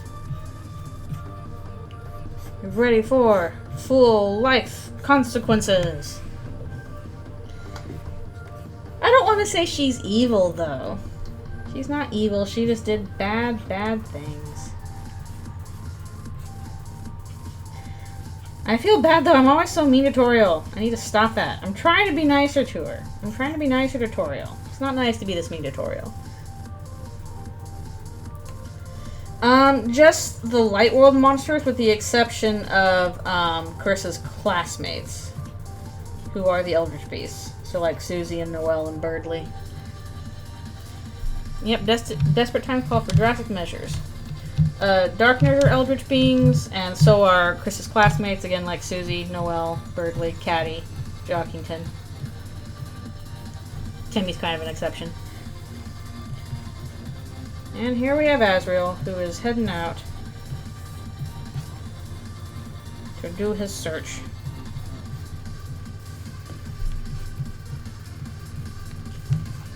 Yeah, all pretty much, again, aside from the classmates, all of the Lightners are humans. And then the Darkners are various other creatures. Yes, ICE is too. ICE is very scary. don't know if I'll do a longer comic with ICE. What is ICE? Don't know. Horrors.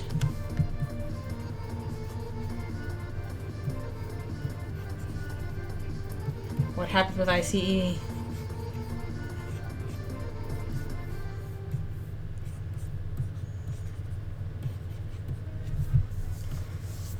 Well, eventually, like I've gotten after this one with Asgore and Carol Holiday, there'll be one with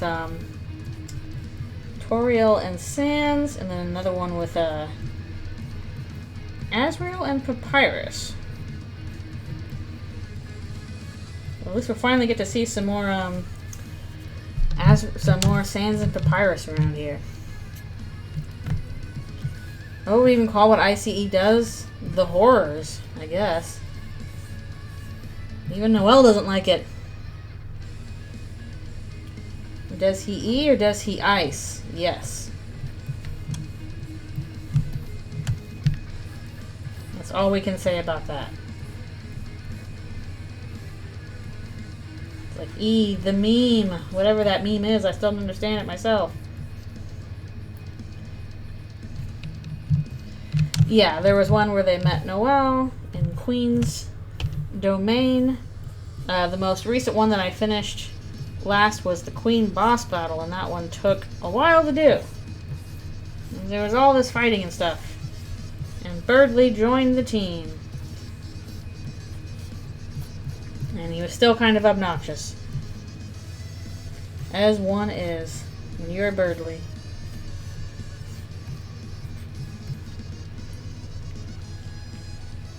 Asriel's dark persona. Well, hopefully this might set up a little bit more of a tenuous relationship between Asriel and Ralsei. Thank you. It is on my tumblers if you want to. It is a little bit different from my normal stuff because I normally like to stick pretty close to canon, and this is definitely a far cry from that.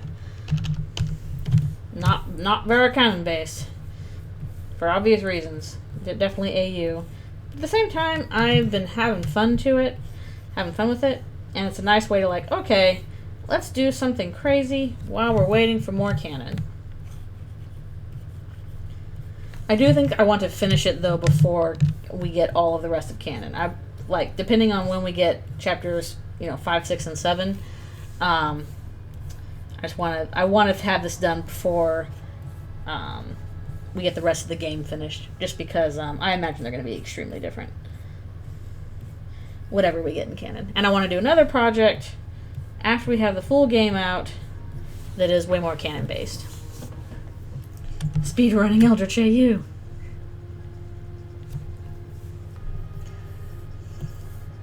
But also, Ralsei is, a crazy demon prince who is immortal and has been around forever. Yay!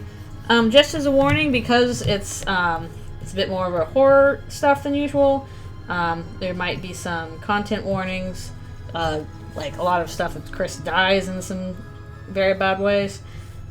It doesn't last, but they do die in some bad ways. So I think I have content warnings listed on the various parts, plus on the AO3, just in case you need them.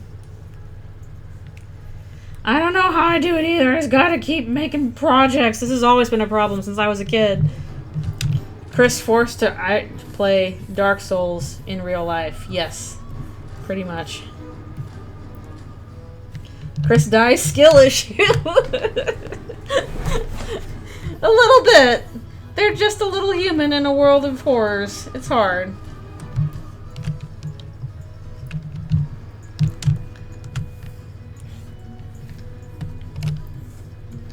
Life's hard when you're human and everything is scary and demonic and wants to kill you and or get your soul. Dark Fluffy Boy Assist Mode. Yes. Luckily, death doesn't stick. No more math. Now just the horrors. Wait, that's just more math. Ah! No, I'm kidding.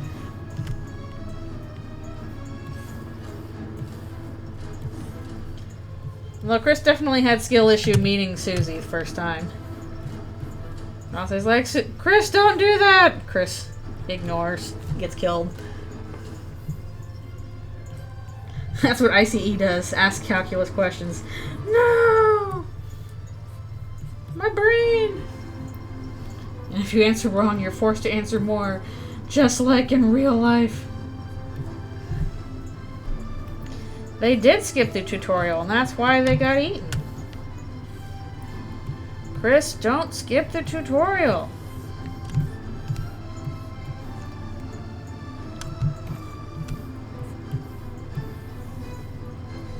At least not Ralphie's one. Ralphie's like, don't throw away the manual. No, really, don't do it. You will regret it.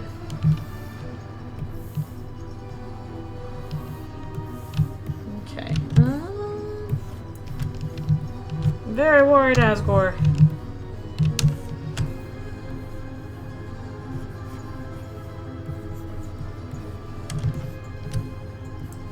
If we finish this early, we might go through and start doing fills on these guys too, which will hopefully go quicker. I'm not sure how long it'll take to shade in the background, so which I also gotta do.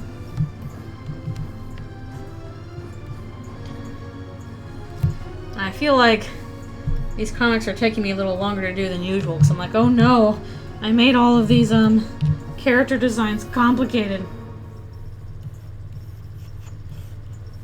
Asgore is having some second thoughts about things.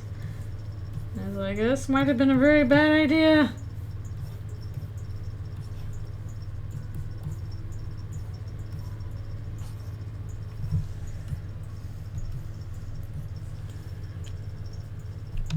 Should you play Yu-Gi-Oh? Sure. Play you some Yu-Gi-Oh. I have never played. I don't know how. I think it might happen on motorcycles, but only sometimes.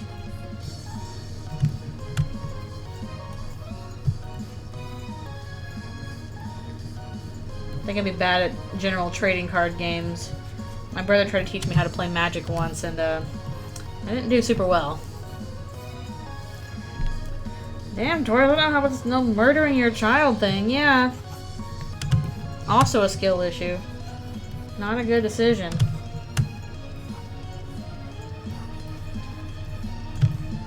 There might be some regrets involved. That's the hardest TCG? Really? Oh, wow. I wouldn't have guessed that. Huh.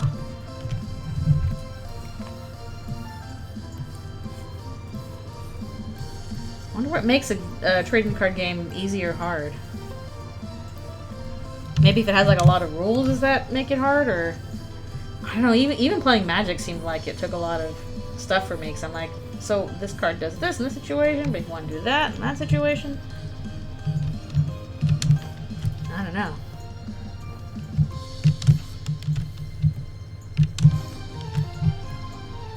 Tons of rules with tons of exceptions.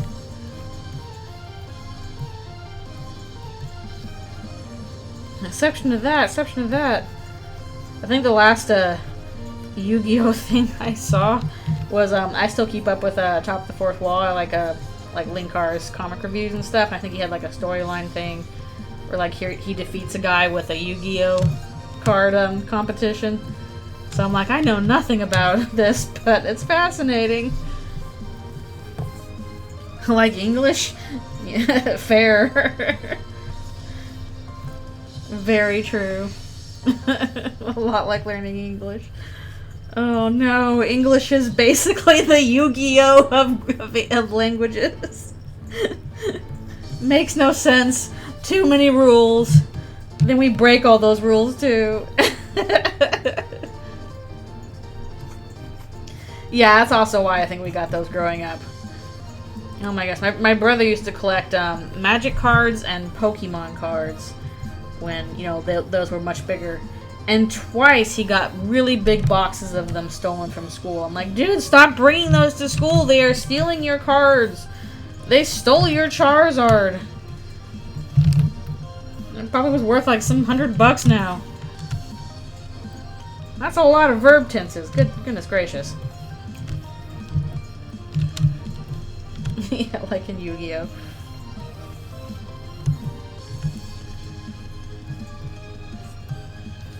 The only other language I learned fairly extensively was German, and I've forgotten a lot of it except for like random words here and there. I can kind of vaguely read it, like when I went to Germany, not last Christmas, but the Christmas before. I'm like, okay, I can suss out what the signs are around here, sort of thing. But trying to speak it, I'm sure I didn't sound great. You're screaming trying to understand it. Yeah, Old English is practically another language. It's like not even English, really. At least not that in a way we would understand it. Bit more German than English, honestly. At least in terms of how things are spelled, I guess.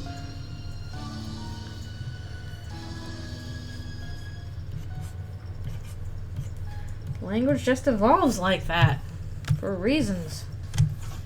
Who knows how it'll evolve in the future, or if another language will take over as the predominant one. Probably depends on vast change in economy, because I'm pretty sure the primary reason why English is as ubiquitous as it is purely for economic reasons. You want to do business in the language that's most common for it. So unless there's a big shakeup where another language is where you're going to do all your business, yeah, like if China is like, okay, now we're the predominant economy here, everybody's going to learn Chinese because like that's what you're doing business in. But yeah, that's true also. Like that, it sounds like a hard language to learn if you're not doing it from the start.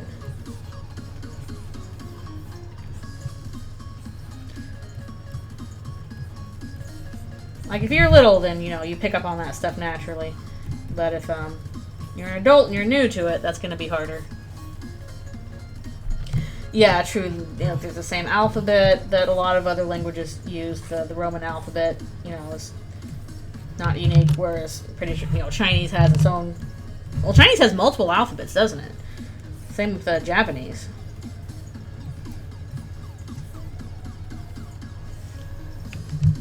Fun fact, I kind of did a similar thing for Anthrofractal, but haven't revealed that yet. Simplified and traditional... Was that Chinese or Japanese? Does Chinese use kanji? I thought that was specifically Japanese. Simplified is used together with Mandarin, Cantonese. Yeah, Japanese has multiple alphabets.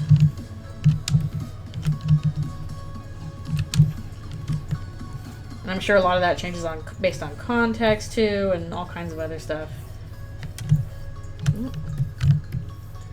Poor wheelbarrow's poking into him. Japanese has kanji, katakana, and hiragana. Yeah, I believe I've heard that.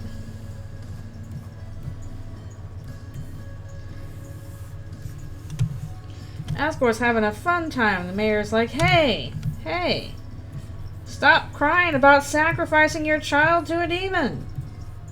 Stop it.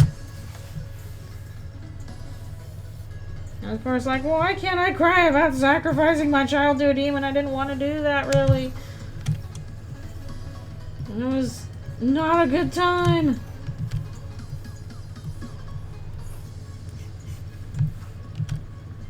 Hiragana is for words from Japan. Katakana is foreign words. Oh, interesting. I actually didn't know that.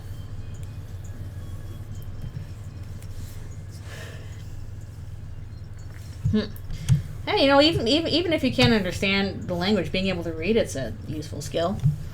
Although, if I want to learn another language, I really want to learn sign language. I feel like that would be something really useful to know. You know? Just being able to communicate without having to make noise would be useful in some situations. So if I was going to learn a language, I really want to learn ASL. I don't know how many resources there are for learning it, though. It probably seems like it's kind of hard to learn.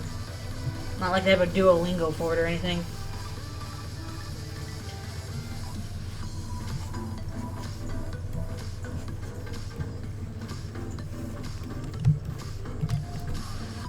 But yeah, like, it'd be useful to know. The thing is, like, just knowing other languages is useful to know. It would be useful to know Japanese. It'd be useful to know Spanish better. Probably be useful to know Chinese, Russian. Oh, lots of things that, you know, hey, knowing this would be really good to know. Flashcards! I never studied with flashcards much as a kid. I think that was like the expected way to learn stuff, and I don't know if flashcards were really my thing. No! They turned flashcards into trading cards. Now you have to collect all the vocabulary words from random packs. I'm sure somebody's tried to do that. You want to learn this language? Well, how about you buy my trading cards set of conjugated verbs? Collect them all. Oh, that's a tough choice. Would you rather know all languages or speak with animals? Like, both of those would be really useful. I feel like I'd have to... part of me wants to know all languages from animals because I love animals a lot. But also, I guess part of the problem is like, some animals just don't really use language to communicate. Like, if I was going to try and talk to Alfie's, she doesn't communicate with noise. She doesn't make sounds. She probably communicates with, like, her way of communicating is, I'm going to look at you, or you have a weird smell, or I'm going to puff my beard and change my colors at you. Like, I'm gonna smack the ground or make my tail a different color. That's how I communicate. How is that a language? Oh no, ants! Like, some animals, like, have languages, like, you know, dolphins, parrots, crows, probably. There are animals that, you know, probably have something that's like a language. And that would be really cool to know. But, like, what do you do with animals that don't communicate through sound? Yeah, predator nearby, food nearby. I don't know, I'm tired. I feel good. Oh yeah, groundhogs appear to have, like, really complex languages. I heard that recently. Oh no, the ads, no! Speaking of complex languages, can we get that one removed? Ugh. They all sound like Doug from Up. Squirrel! Dogs probably understand language a bit, so do cats. But yeah, a lot of animals communicate through means that we just do not get, like body language, smell, changing their color, giving you a look. Yeah, maybe it would just be a thing of like, okay, if they're not, you know, making a noise, you can still understand what they mean when they do their movements or change their color. That would be pretty cool. I would like to know what Alfie's is thinking. Although her thoughts are probably mostly just like, rock is warm. I want a bug. This rock is warm and I want to eat a bug. Like, not many thoughts. You don't need that many. All they say is, rock. They really do be like that.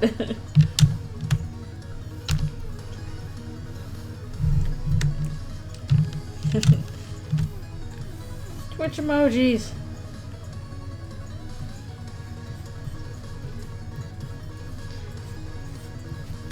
I wonder how you would learn fish language. That'd be neat.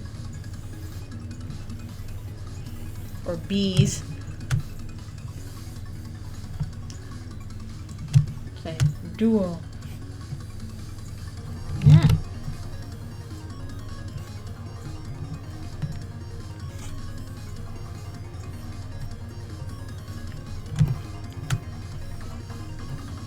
Yeah, that's a tough one. So being able to learn all languages would be really good, but I would really love to be able to know what animals are saying and feeling. Even if probably most of what they're feeling is not that complicated. For real, they're feeling stuff, but it's probably like, I'm happy. I'm bored. It's nice out. I'm hungry. I am the borax, I speak to the bees.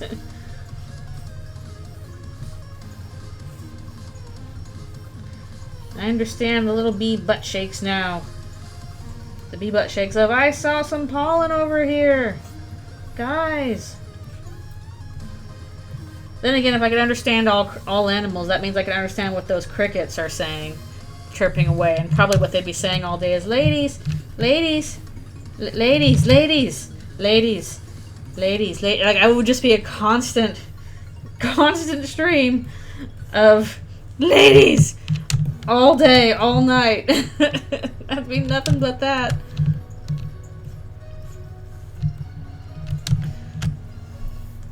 If you understand all animals, you understand all languages. Aha! 2 for 1. Humans are animals too. Humans is animal.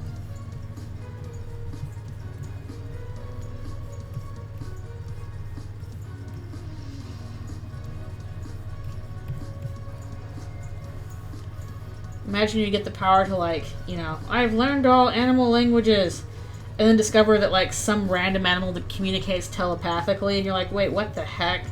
Nobody could have guessed that. It's something completely random, like, I don't know, bats.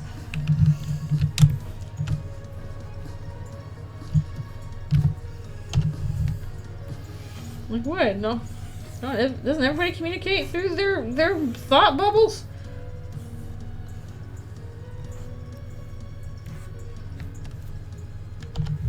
Source, trust me, I speak to animals. I'm the Dr. Doolittle of this.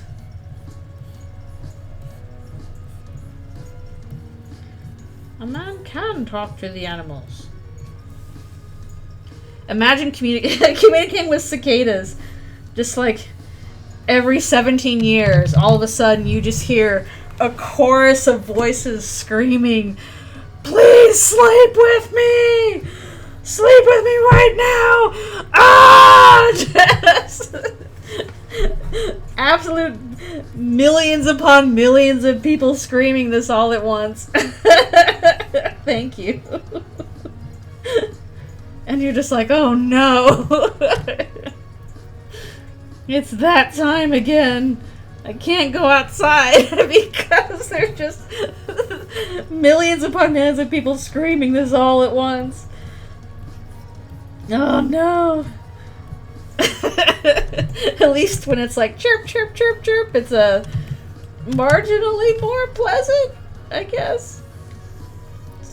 Well, I don't know. I guess it depends on whether you can stand cicada noise or not. I kind of like it, but I also don't have to hear it very much. I just hear cricket noise all the time.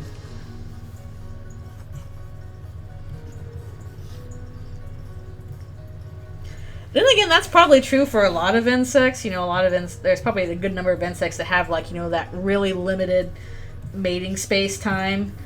Like, you know, once a year, twice a year, whatever. Where it's just like all the insects are getting together and they're all screaming at each other, please sleep with me. Because that's just how they do it. And you would be able to hear that. It'd probably happen more often than you'd think, and you're like, oh boy.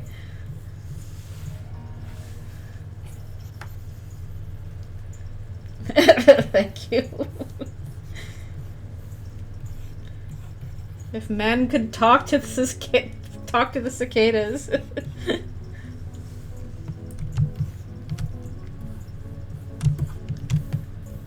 I don't know, would you be able to talk, like, if you could understand all animals, can you also talk to all animals? Could you, like, tell mosquitoes, do not bite me, I will slap the hell out of you? And they would listen, like, okay, we won't bite you then. Or they'd be like, I don't care, I'll try it anyway.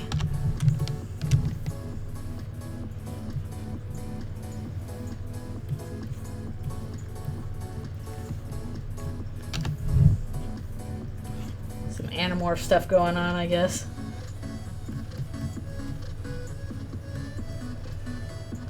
Mat Rose mosquito thing. I feel like in general talking to like eusocial insects like bees or ants would be really weird. Because like they're not really operating on much of an individual basis. They're very hive mind. So can I have a zip, mate? Just a little zip? Can I have it? No. Cephalopods probably do have some cool things to say. Right, it's about time for me to I think it's about time for me to do a little stretch break here, so we'll stop at the end of this page before going on to the next. What about worms? I don't know, they probably have some cool stuff to say, or that's probably like, good dirt. That's some good dirt. I'm gonna go aerate your lawn for you. Thanks for the dirt. I got some good dirt. Octopuses probably do understand the meaning of life and aren't telling us.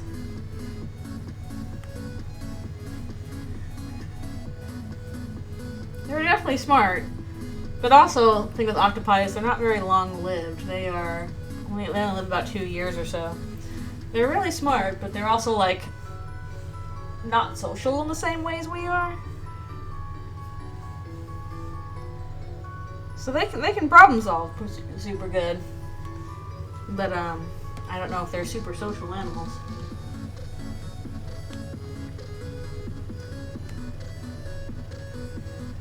I feel like the biggest communication barriers between humans and animals would be like between us and animals that don't operate on the same social cues as us. Like, you know, we get along with dogs super well because they're social the same way we do, and cats kind of are too, to an extent.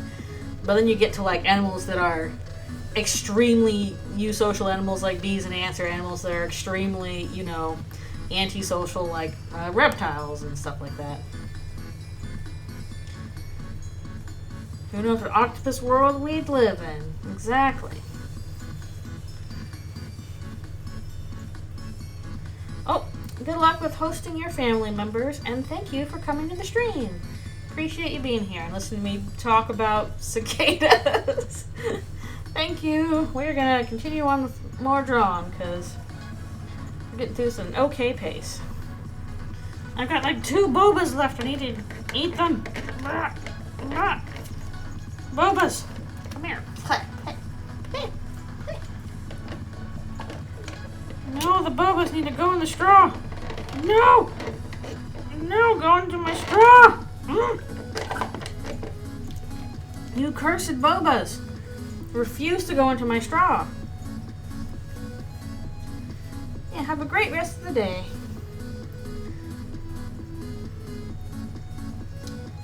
I swear there's 2 boobas left. They won't go into my little paper straw. Bobas.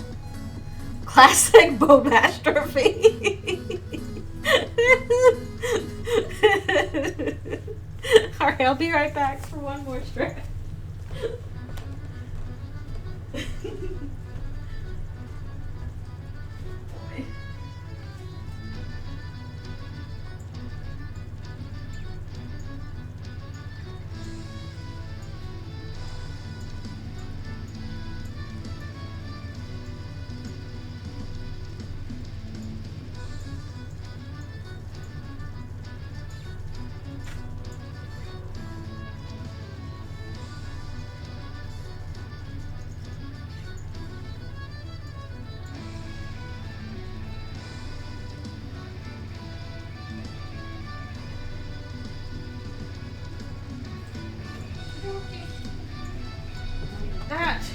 And we'll be right back.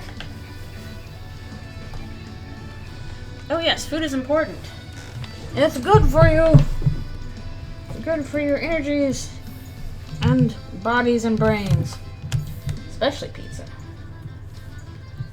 Alright, but meanwhile, we are back with Carol not putting up with Asgore. Hey! Don't be like me and accidentally eat a hair. Those are not good for you.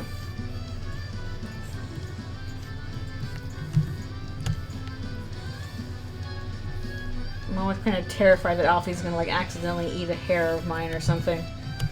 No, you can't have a hair! Good to get out of the house. Thank you for coming to the stream. Appreciate you being here. Even if Carol does not.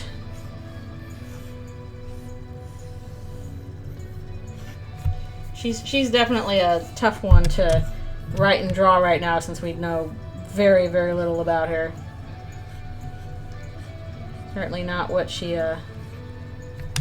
looks like, necessarily sounds like. She just sounds very, very strict and cold from the way people describe her.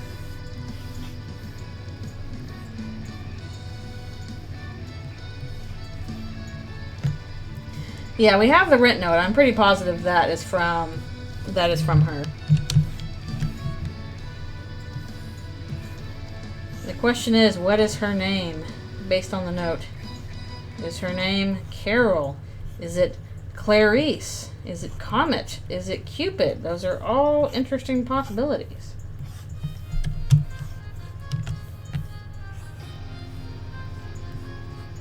I'm inclined to believe Carol myself, but I also like Clarice as an option just because that is a nice little deep cut into the Rankin Bass cartoons.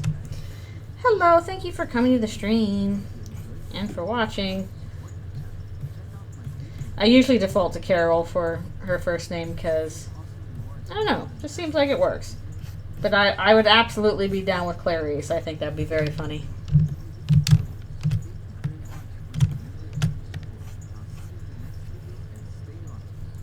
Absolute opposite of how she is in the short. There's always tomorrow for dreams to come true.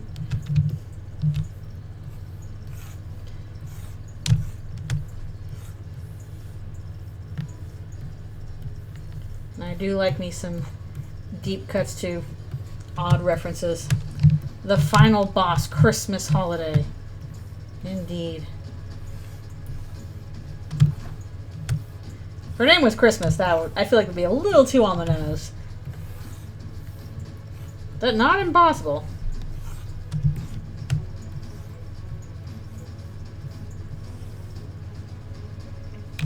Christine for short.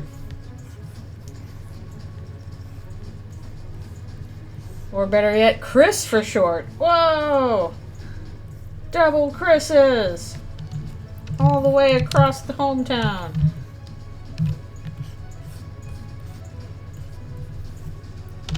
That's why I never quite am buying it. People are like, but Chris is a boy's name. It's like, no, not really.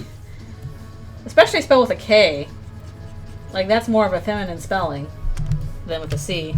Halloween! Halloween holiday.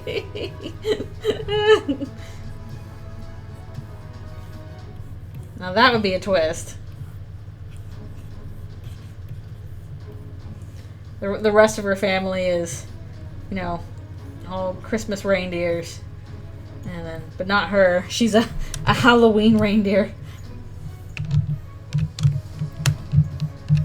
As you would expect.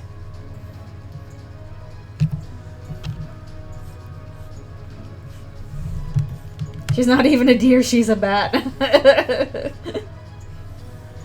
I did see something on the subreddit where, like, people imagined, like, Noel as different holidays, which I think was a cute idea. So there was, like, you know, a Halloween Noel and Noel for, you know, Valentine's Day and St. Patrick's and some funky ones. Got a little out of control there, but I don't know. That was a cute idea. I like when people are creative. I like it when people do cute, creative things and come up with neat ideas, and that was a cute, creative idea.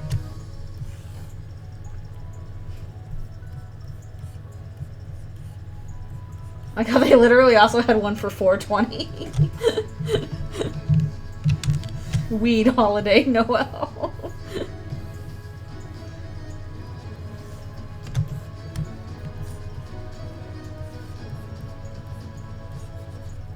It's like, normally the subreddit makes me feel bad, but that was cute at least.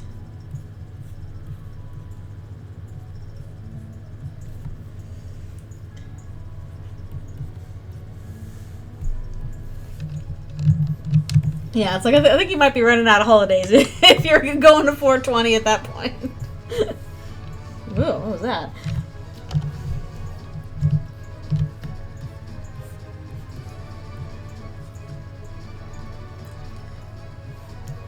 Oh, I don't think I've seen much of that. Yeah, and they I have seen like the Chris perform surgery, and that's a pretty decent sprite AU. Like that's pretty good. So there's occasional things, but woof the vibes. The vibes are often not great, so you gotta wade through and be like, oh yeah, I saw a cool creative thing. Oh no, the vibes, no.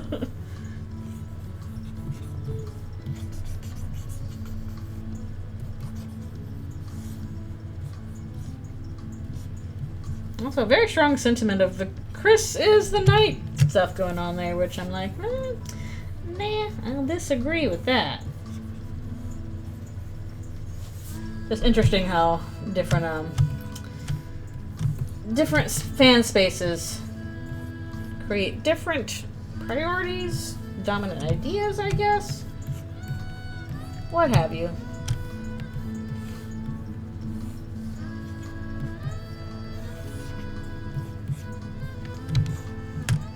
Really? Huh. Maybe just looking at different stuff. I feel like there's quite a bit of more, at least definitely more than I've seen in other places like Twitter or Tumblr. Maybe it's 50-50 and that's why it feels like it. But I feel like there's more there is more of Chris is the Night insistence in those spaces than I've seen in others. Maybe it's a confirmation bias thing? Who knows? But yeah, maybe it's more like 50-50. Whereas that ratio is not as much in other spaces.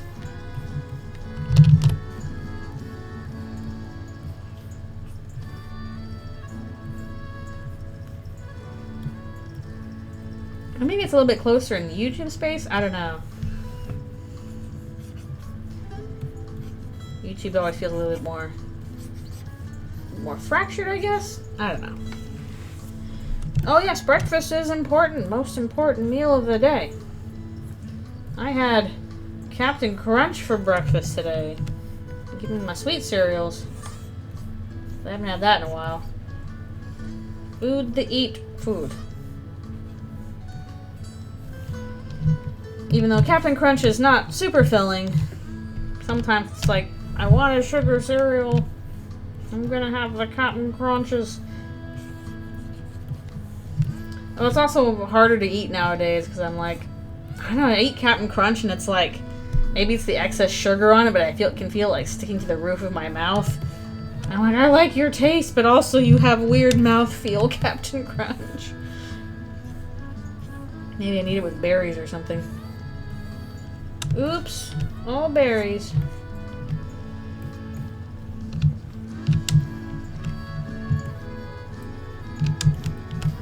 Goodness, we're about done with the line work for this one. The next page is only like 2 panels long.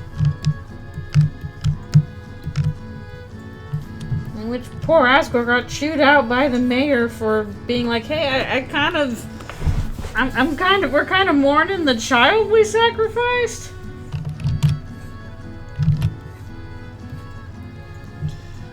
Alright, go get some breakfast. Thank you for coming.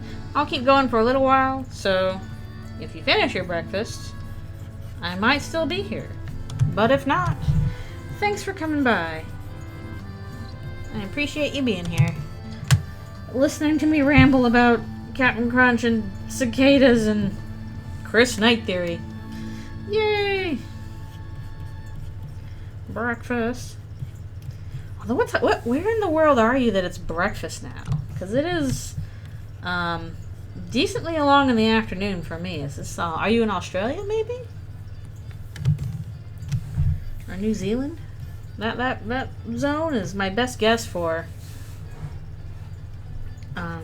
location-wise. Time zone. Okay, that makes sense. It is morning time. But yeah, here it is afternoon.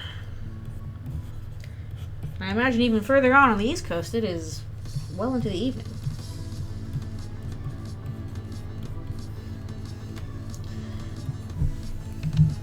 Have yourself a good breakfast. I love me breakfast. People are like, oh, I don't like breakfast, I have to skip it. I'm like, no! I have to have my breakfast. Usually I have my breakfast muffins I make. Those will last a while. But on weekends I give myself cereals. I just had to switch to oat milk for them because turns out regular milk, as I've gotten older, has been harder for my tummy to take. I don't like that. That's one thing that sucks about getting older. It's something like, oh, that nice, yummy food you had as a kid, now it deals poison damage. But it still tastes good.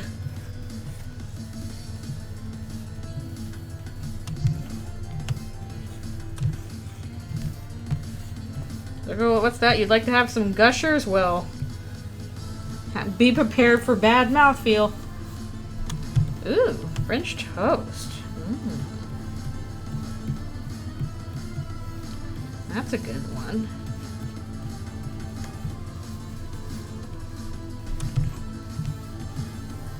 It does at least have some eggs in it. I tried to like make eggs my usual breakfast food, and I don't know, I got sick of them too fast. I couldn't do it. I was trying really hard. I'm like, eggs are good for me, I'll have eggs and like toast and jam and stuff like that. But goodness gracious, I couldn't have that many eggs. It's making me feel bad. I still like eggs, but I can't have them very frequently, I guess. Not as a daily thing.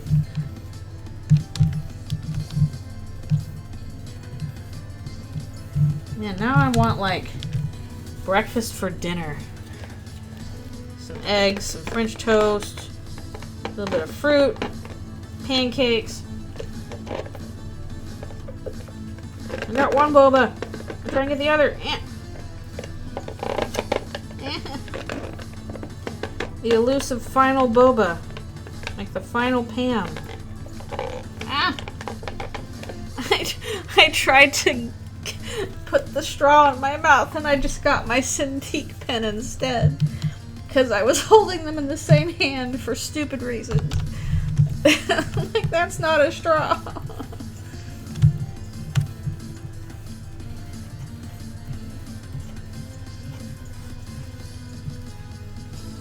Also with eggs, maybe I need to try other eggs, but we reached the boba absolute. No. We just need to start putting boba into all of our vocabulary words. Bobastrophe.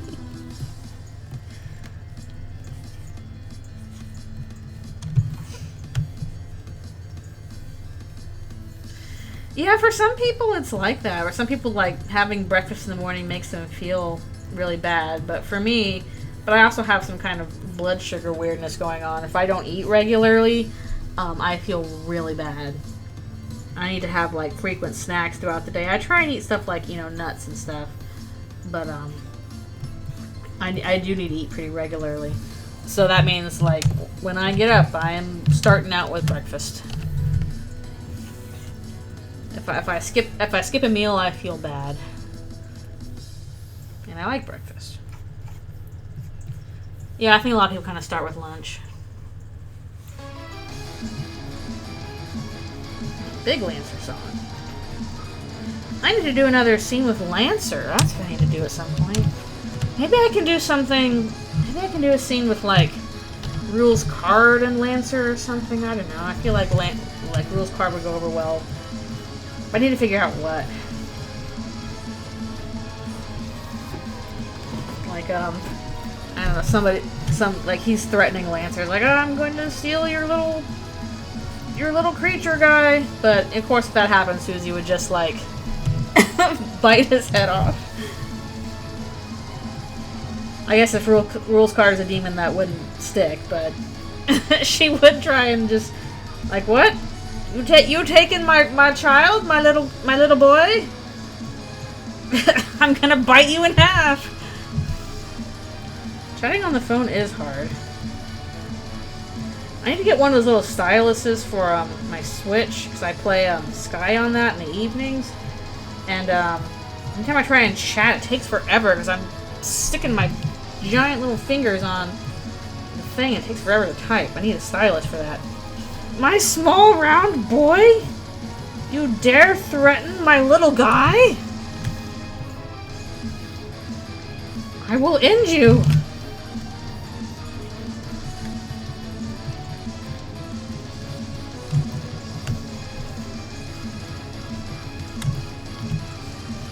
I do like to think Lancer sticks around. Unlike in canon where he can't. He's just mostly hanging out in Susie's hair because he is a small little guy. A little creature. Around to offer useful advice and or be an amusement. To beasts of all sizes.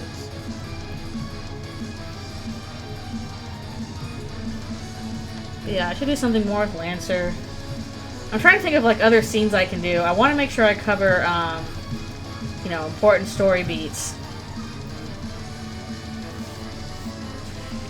Oh, that would be nice. Yeah, maybe if Chris makes the Dark World in Chapter 3, then like Lancer can actually show up and do more stuff. Maybe not. I don't know, because I guess it's a matter of do they belong in that world. And he's a playing card. They're in the TV world. That might not, like, maybe he can last a little longer. But it just maybe, oh, it'd be nice though.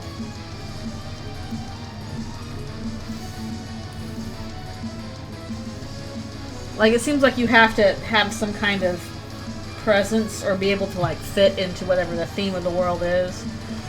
So, like, Lancer doesn't quite fit because he's a playing card in the computer, and rules card kind of fits a little bit more because he's a rules card and you can have rules in a computer. Meanwhile, the original Starwalker does whatever the hell he wants because, what is he? I don't know, but I guess he belongs here now. He's the original Starwalker. This place is pissing him off. Starwalker. We must bring you along to all of our places so you can be pissed off in every dimension. I'm a little sad we'll be seeing less Lancer in general.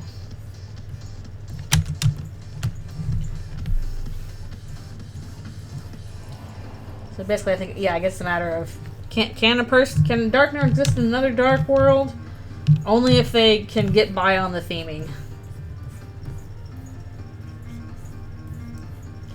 That's also why I kind of think we're not really going to leave the TV when we get to Chapter 3, because, like, if we are intended to use the recruit mechanic there as well, and recruit people to take back to Castle Down, which it certainly seems like, because the Shadowmen are there, then the easiest way to bring people there is to just bring the TV, and I don't think Toria would object to Chris getting rid of it.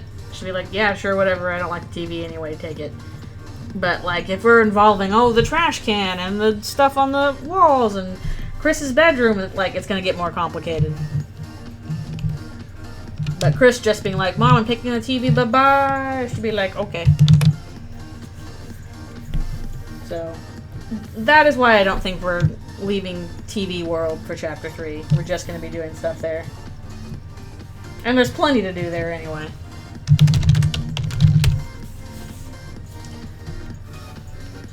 At least from what we've seen from other chapters. Chris leaving balancing the TV on their head. Can't let Mom know you're balancing a piece of furniture on your head. They're so talented. How do they do it? Now I kind of hope that happens. Like, we didn't see it with all the computer lab stuff, but it would be extremely funny if just, like, Chris just puts the whole TV on their head and just walks over to the school with it.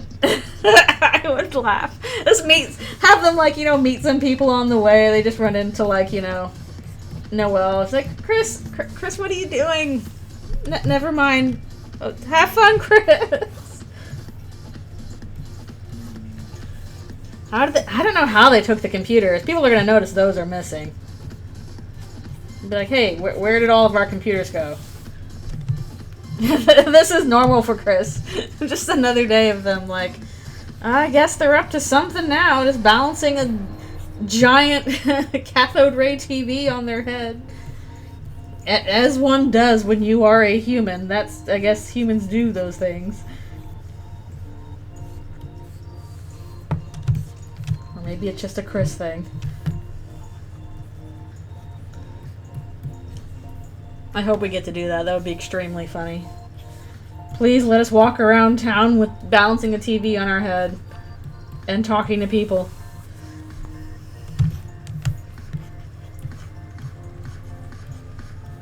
For entirely silly reasons.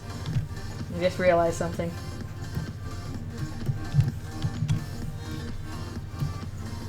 Excuse me.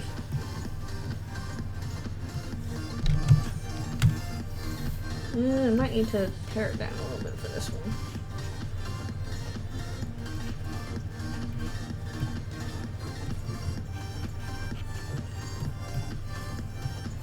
Stuff like we're gonna get a scene at the end of chapter 3 where, like, you know, Asriel calls on the landline phone and talks to Toriel. Toriel's like, oh, Asriel, blah, blah, blah, blah. And we won't get to talk to him.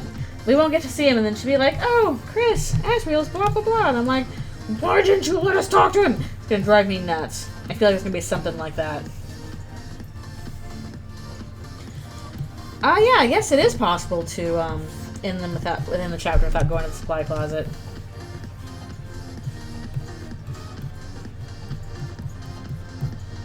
Like, that landline phone is right there.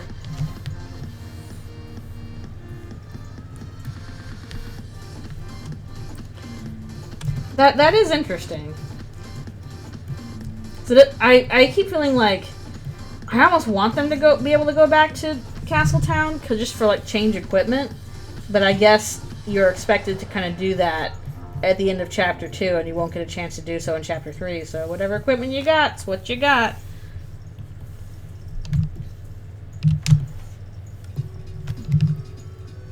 Yeah, we know there's going to be some recruitment mechanic because the little shadow guys are hanging out with people from chapter 1 and 2.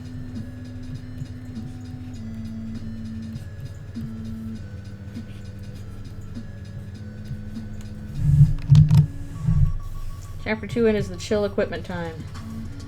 Do it now, you won't be able to later. At least not until probably chapter 4 if we can't go back to Castletown at the end of chapter 3. Twin ribbons does seem neat. Now, some significance to Noelle, at least. Maybe because we know she had little pigtails when she was a kid, so maybe that's why it relates to her. Supposed to be really good armor too, so. All right, final panel for this. Then we can move. Oops, wrong hotkey. And then we can move on to doing fills, I guess, because we got time for that.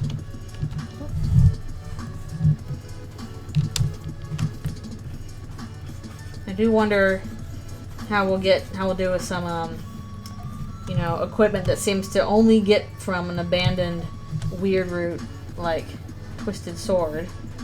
We need stuff from the weird route, but only if you abandon it. It's the final panel.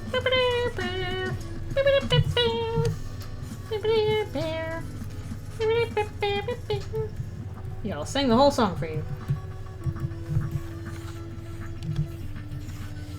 It's the final weird route.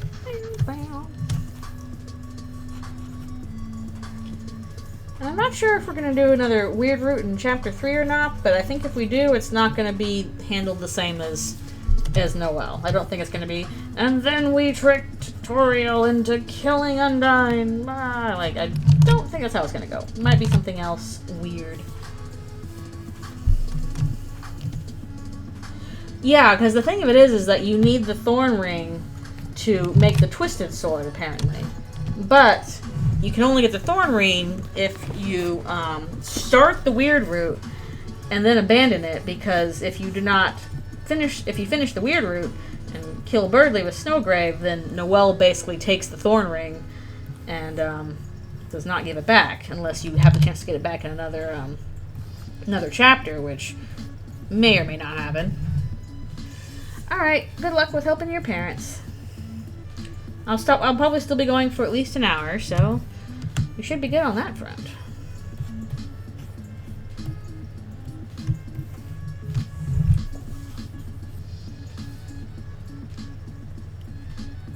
You might get to replace it, yeah.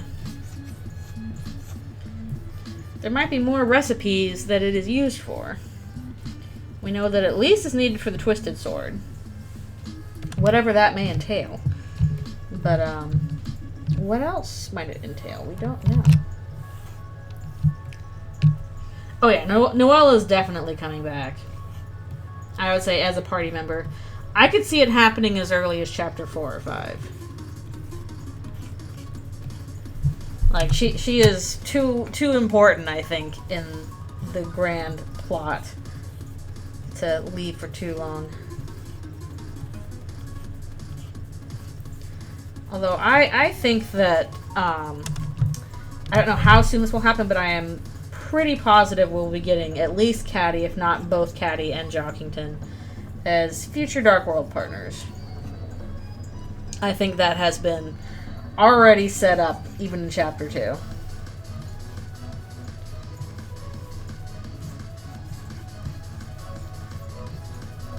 Well, they may not be for Chapter 3. Unless they really have something going on and have to sneak in. I can easily see it being a... Yeah, they have character portraits. We have the whole setup with, you know, something is going on between Caddy and Susie that's going to need to be resolved. And literally Jockington has the line, no matter what world we're in, we'll stick together. Like, that is such a we're going to be in the dark world line.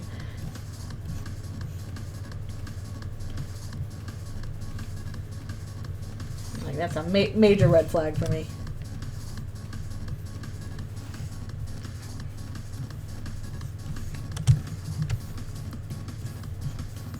Like, Caddy basically has connections to all three of the main characters, in a sense. She has practiced occult stuff with Chris. She is good friends with Noelle, in that Noelle's first thought when she can't get into her own house is, oh, I'll just go stay with Caddy. And then Caddy has some beef with Susie that I think goes a lot deeper than, like, oh, she was mean to Jockington a bit. Which is going to come into major conflict because she is really protective of Noelle, and Noelle has this major crush on Susie, and Susie probably likes Noelle back. So, I think we're going to get something interesting going on there. Like, there's just a number of connections there. Caddy has to be playing a bigger part in the future. The elusive last boba pastrophe. Still. When will I get my final boba?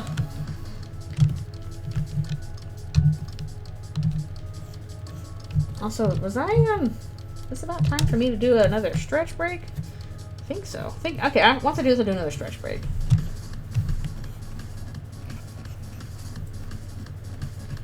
Also, I remember, Toby mentioning that he was surprised that Jockington wasn't a more popular character. So I get the feeling that Jockington's going to be doing a lot more in future chapters because, like, Toby has ideas for Jockington. He knows what Jockington's going to do. But we don't yet. All we know is, haha, cute little, you know, snake jock.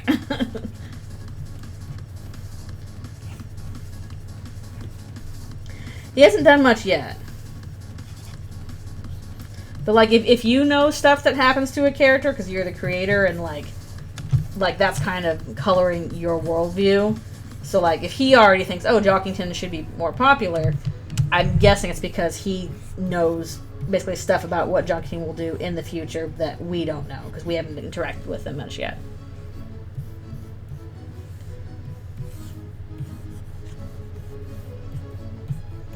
I I like Jockington, though. I think he's cute with his weird little sports things.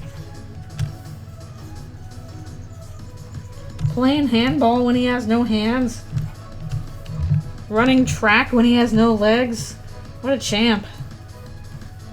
Playing soccer when he has no arms or legs.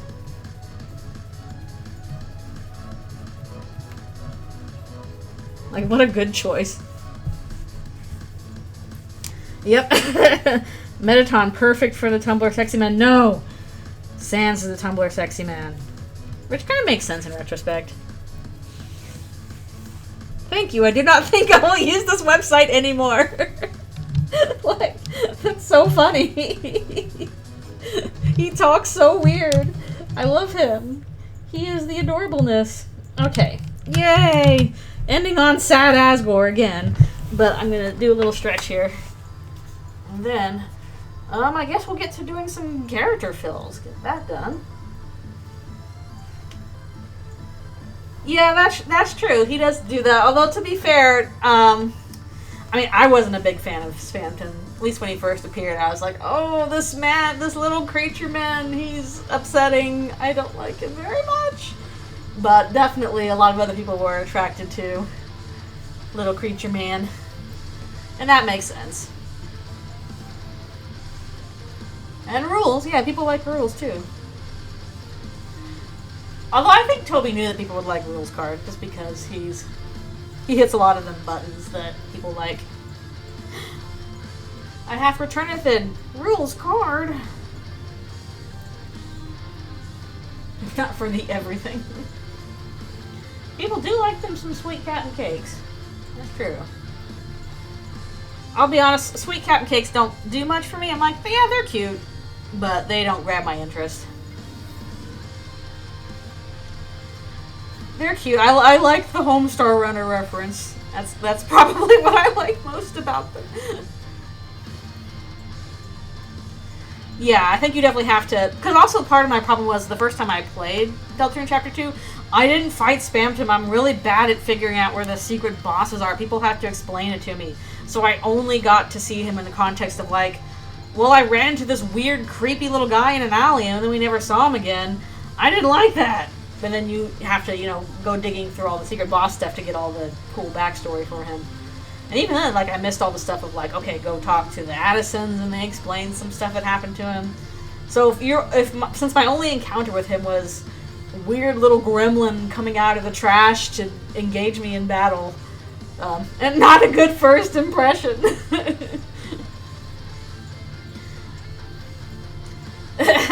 Like, to observe through a safe pane of glass. I just like the fact, I like all the, sweepstakes stuff, like, the Wayne Radio TV stuff is really funny and creepy and weird. I like how they advertise this plushie by pouring milk on it and throwing it against a tree. It's just so weird. Me insane in the brain. Okay, I will be right back for one more stretch.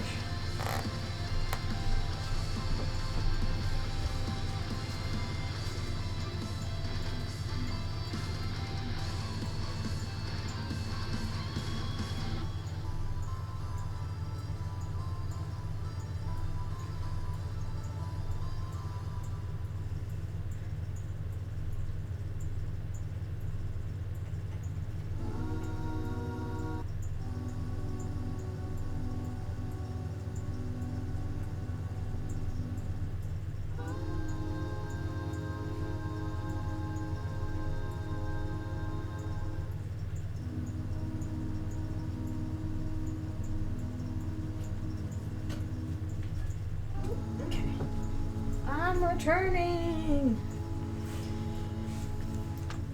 Yeah, whenever I play chapters 3 and 4, I'm gonna need to be really thorough and be like, okay, I need to make sure I don't miss where the secret boss stuff is, because I'm gonna miss it if I'm not careful. Both times I need people to explain it to me. Yes, this is a Smooth McGroove acapella remix of Chill. That's another one that we need more acapella remix, or we need more remixes of. I'm gonna do this in a darker color so I can see what I'm doing. The other one's a little bit too light. We'll have to go over it later. It's a good remix. Also, I was just remembering, I loved how in the Spamton Sweepstakes, the Wayne Radio TV thing, they actually acknowledge, like, who's the secret boss of Chapter 3? Don't know, don't care. Like, of course, thank you, Spamton. A. Spamton.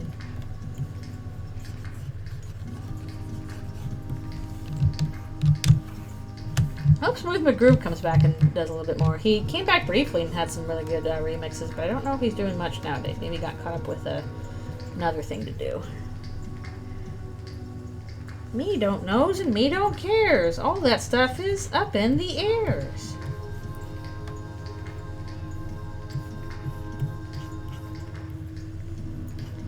Just very funny.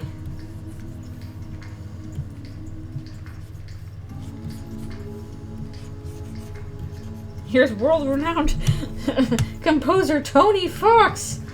No, the prizes. I need them. How did you get this camera into my house? Yep, I think that's what music is. Volume 26. Extremely good. When are we ever going to get the silence ending? We were promised a silence ending. I will never get over Spamton Value Network. I should watch the Valentine's one again, where it's just like, I'm gonna kiss this little Spamton pillow 50 times. Spam pose! How many Spamtons do you know? There's only one Spamton in the globe.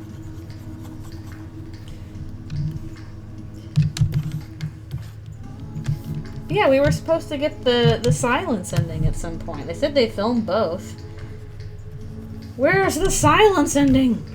What happened, and how is that worse than what happened to him in the good ending? Will we ever know?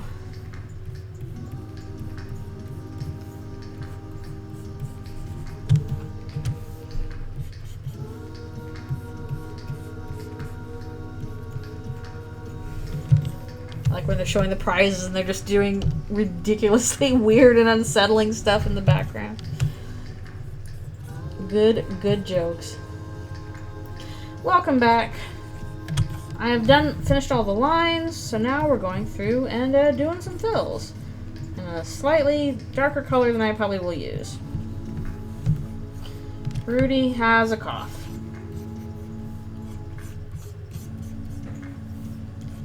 Hopefully nothing bad will happen from that. Coloring time. Or at least doing fills time.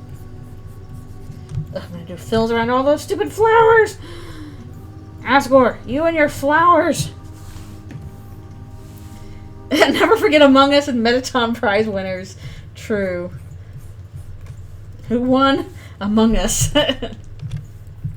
Rudy ain't feeling great. Again. Rudy, stop being doomed by the narrative. Your daughter needs you. Because your wife is kind of nuts. Probably. I hope we get to at least have an option to have Rudy live in canon. I hope he's not super doomed in canon. You know, things can potentially get better.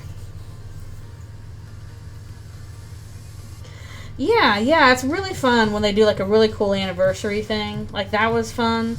When they played Chapter 1 and surprise, Chapter 2 comes out in 2 days. Like that was cool. The 5th anniversary concert was really good. Those are really fun times. I like those anniversary goodnesses. Rudy, stop dying all the time. Skill issue again. Rudy, get good at not dying from horrible diseases. Yeah, Rudy is part of the cult because the cult is headed by Carol Holiday, so yeah, her husband's going to be in on it. Every September 15th is a good time. We didn't do much last year, though, but that's okay. You can't do something every year. I'm sure that would get pretty tiring if they had to do a big to-do every year. But it's really fun when they do something fun.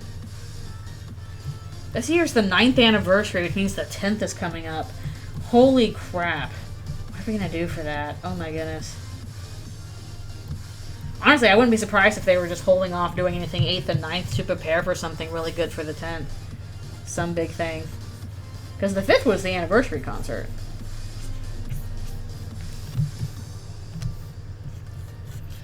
$10 Ah! Time is stupid.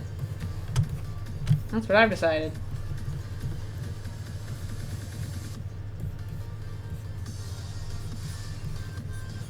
That'll be, I guess that would also be like the 5th anniversary of Deltarune as well. Well, no, I guess because Chapter 1's anniversary was Halloween.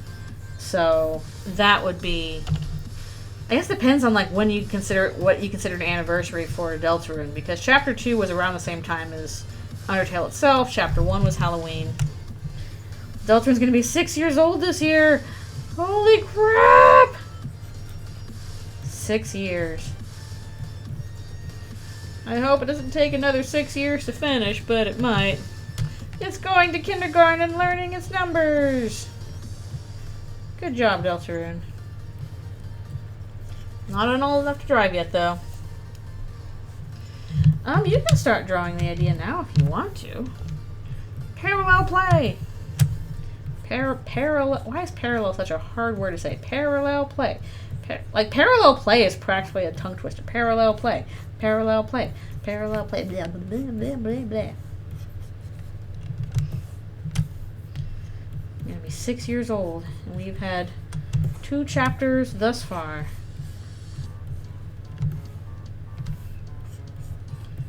And then we'll get another 2 chapters, I'm hoping, this year.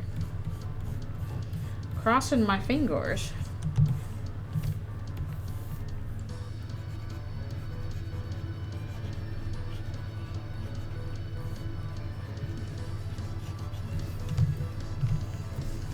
Yes, deep topics of discussion.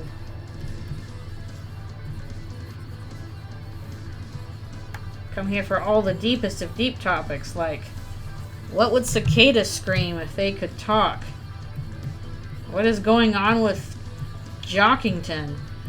Remember that one time of spam pose? Good times.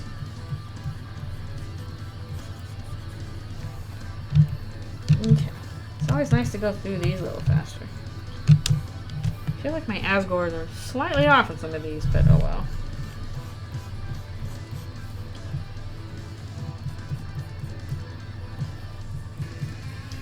It's a little bit tough to draw. Only the deepest of deep topics. Deep topics. Which is probably a reference nobody gets.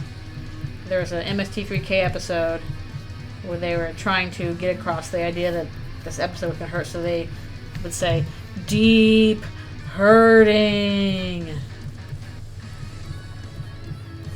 I should use that sometime as a GIF. Just like a little GIF of the Mads with microphones going, deep hurting. Yay, as long as you sheep like a friend. Asgore is a big, chubby Santa Claus of a man. Or a monster, whichever you prefer. He's a big guy. How is Eldritchrune going to end me? I mean, I do have an ending in mind. And I might talk about this sometime on my Tumblr, because I really got to work it out. Like, I have a pretty good outline of, like, okay, this is how it's going to end. But the problem is the ending is going to, like, take so long to do. It's big, it's complicated, there's crowd scenes, there's, like, explosions and stuff. A lot is happening, and a lot is happening, like, consistently for a good amount of time. So I'm like, if I do this all as a comic, this is going to take so long to do. So I'm like, how much time do I want to devote now into doing the ending? But that will also take away from other comics I could potentially do, because that's just going to take so long. So I'm just not certain, work-wise, how to space it all out.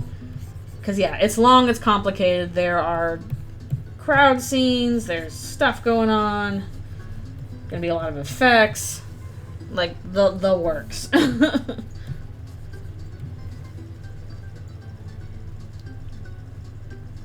Oh, thank you. Yeah, it was definitely tough to try and be like, okay, how do I humanize these guys so it still looks like them? Oh, animatic would take even longer. Plus, you know, like voices. You need voices and stuff like that. I definitely want to make more fandom animatics, but animatics are honestly a more time-consuming process for me than doing comics because that's just more drawings to do. Even if you are not doing like full shading and stuff like that, it's still pretty time-consuming. I would love to do more voice animatics. I just need people to do voices. I do not trust myself as a voice actor.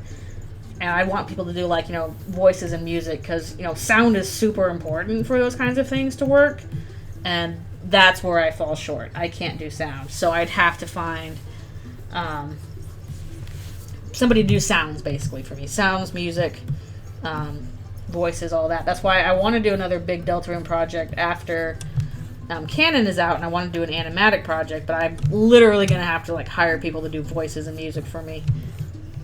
Looks like Johnny Depp. Well, hopefully he's a nicer guy than Johnny Depp, even after sacrificing his child to a demon. Low bar. Because Rudy has, like, that little goatee and a little mustache. Even though he's a reindeer. Kind of a long, skinny face.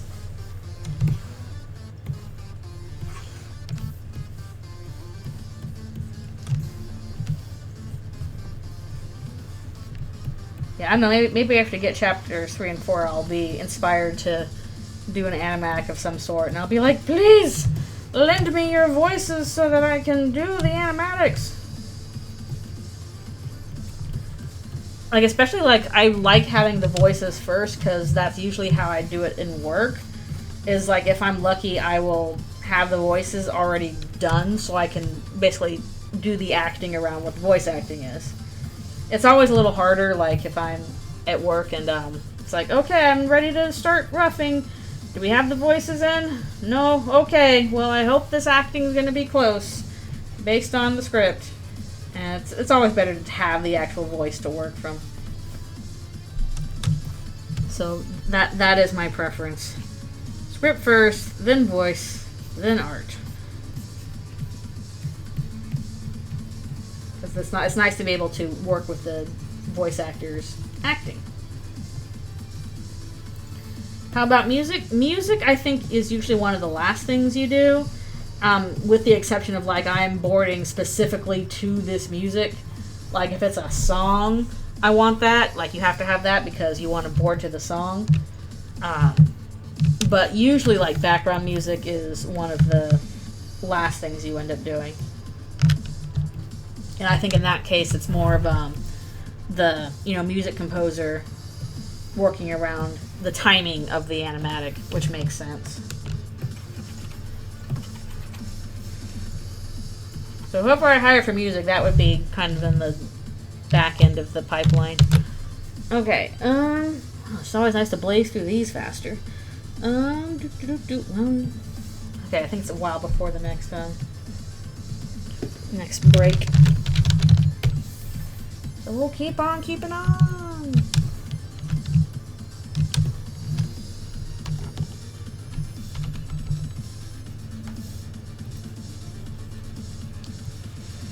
I'll do his little pointy hairs. Like I usually do animatics for work. It'd be nice to do some fan animatics.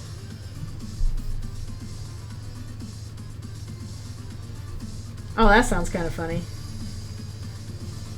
There are a lot of different spiders in Australia, though, so Muffet might feel at home, in a sense. Different strokes. Muffet, also an interesting popular character. Well, I don't think we're ever going to see her in Deltarune, because that was a fan creation for the Kickstarter for Undertale and not an original character. And I can understand why Toby would be reluctant to use that character again without permission from the person that created it.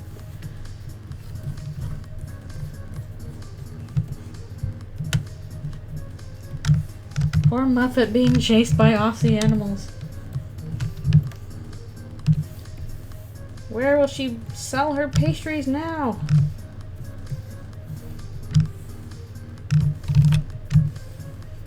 At least in Undertale, she opened a successful spider bakery. I always wonder how many humans were like, spider bakery? I'll try that. Sounds good. Honestly, probably a hit with all the goths there. They're like, heck yeah, spider bakery! They go in and they get cute little, you know, pastries of spiders. It's the greatest thing they've ever had.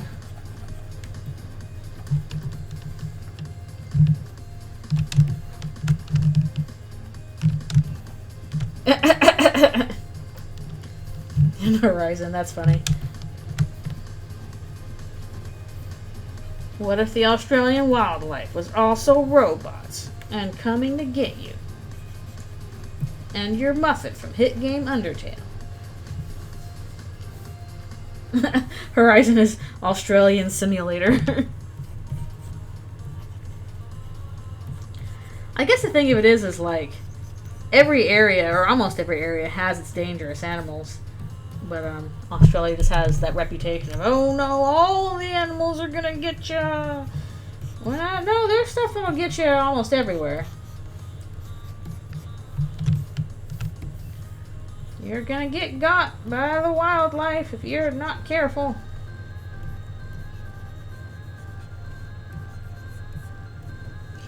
Even rockfish can kill you. No.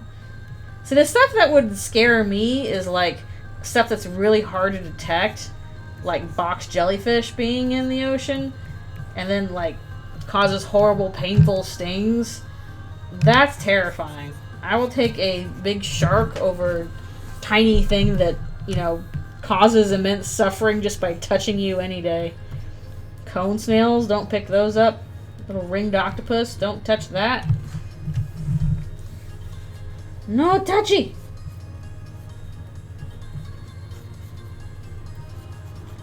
Kangaroos are extremely weird. Like if you look, like you think, you know, usually a cartoon kangaroo, it's like, oh, that's cute.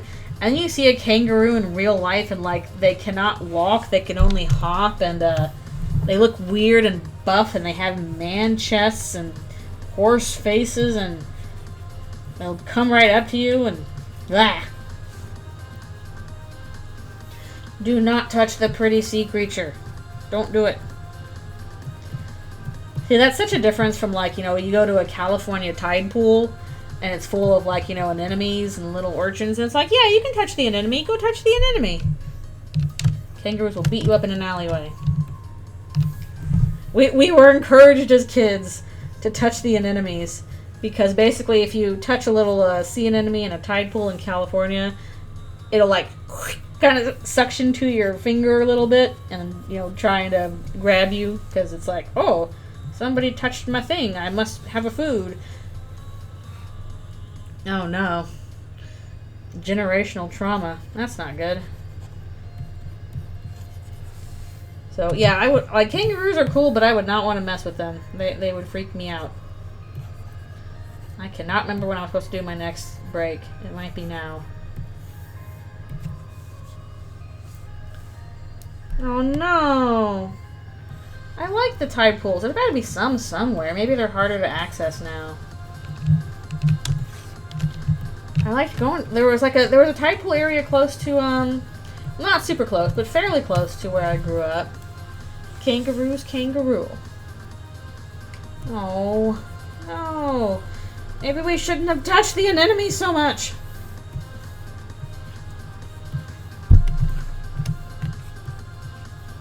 It was cool to, like, look and you see all the little anemones poking out, and little urchins, and tiny little crabs and fish. Living in that crazy, crazy zone of being beat up by the waves every day. Tenuous life. That was something I learned about when I was a kid. It was tide pool ecosystems. Because they always seemed like kind of crazy and unique. I mean, definitely you go on the beaches in California, and there's a lot of kelp. I never liked that. You get these giant, basically like barges worth of kelp. These huge things, and they always feel like really rubbery and wet, tangled around your foot when you're in the water. I never quite liked that.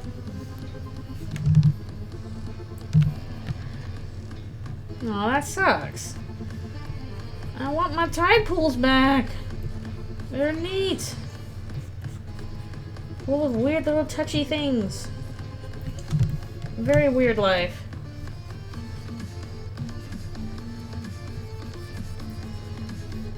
Welcome back. We're talking about ocean wildlife. And tide pools. And kelp that wraps around your leg. And it's very creepy and weird and cold and rubbery. And yet, I was still like, I'm gonna go into the ocean. Although you do gotta be safe when you go into the ocean. I got caught in a riptide once, and that was pretty scary. Because, I'm like, I'm gonna go swimming in the ocean. And I go swimming for a while, and I'm like, I'm further out to sea than I expected, and I don't think anybody quite noticed how far out from the shore I had gone. It was a little scary, so I'm like, I'm gonna swim. I gotta swim back to shore, and I kept doing it over and over again, and it was really hard. I think I eventually went around the riptide and got back to shore, and by the time I got back, I was just exhausted. I was shaking from the effort, and I just kind of collapsed onto a towel. And I don't know if anybody quite noticed that I had been out that far and taken that long to get back. But that could have been a lot worse. Watch out for riptides. Those are no joke. Very scary.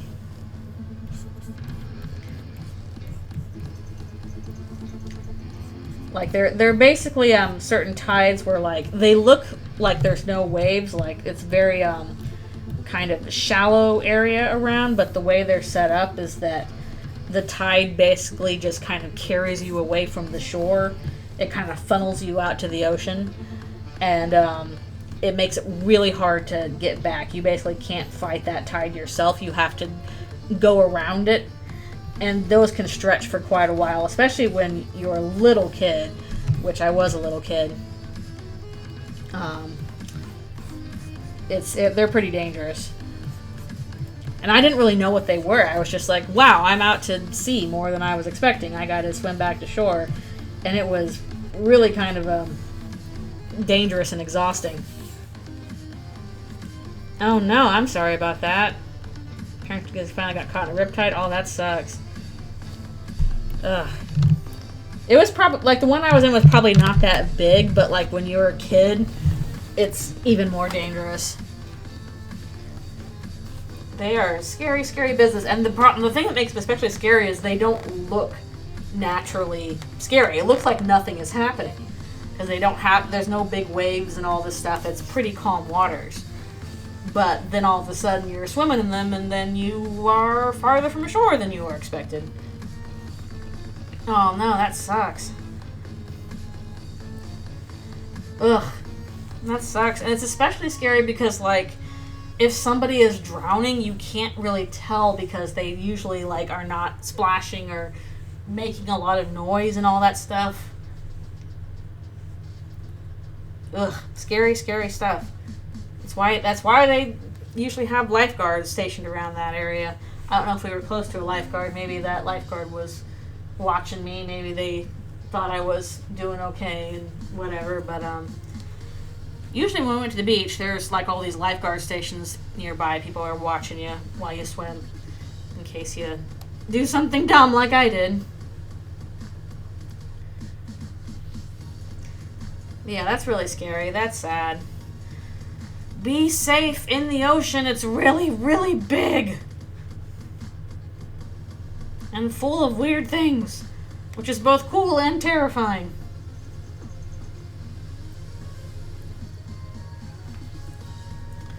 Also, when I was a little toddler, I think, at one point. There's somewhere in the Caribbean. Oh, that's scary. Yeah, I could definitely see there would be some riptides around there. When I was like a little toddler, I was also splashing in the ocean once, and I got hit by a little undertow. You know, just not a big current, but current enough to sweep a toddler off their feet. And I just plunged into the water when I was like 2 years old. Blah! Ugh. Dark, dark waters, yeah. Alright, be right back for one more stretch. One more.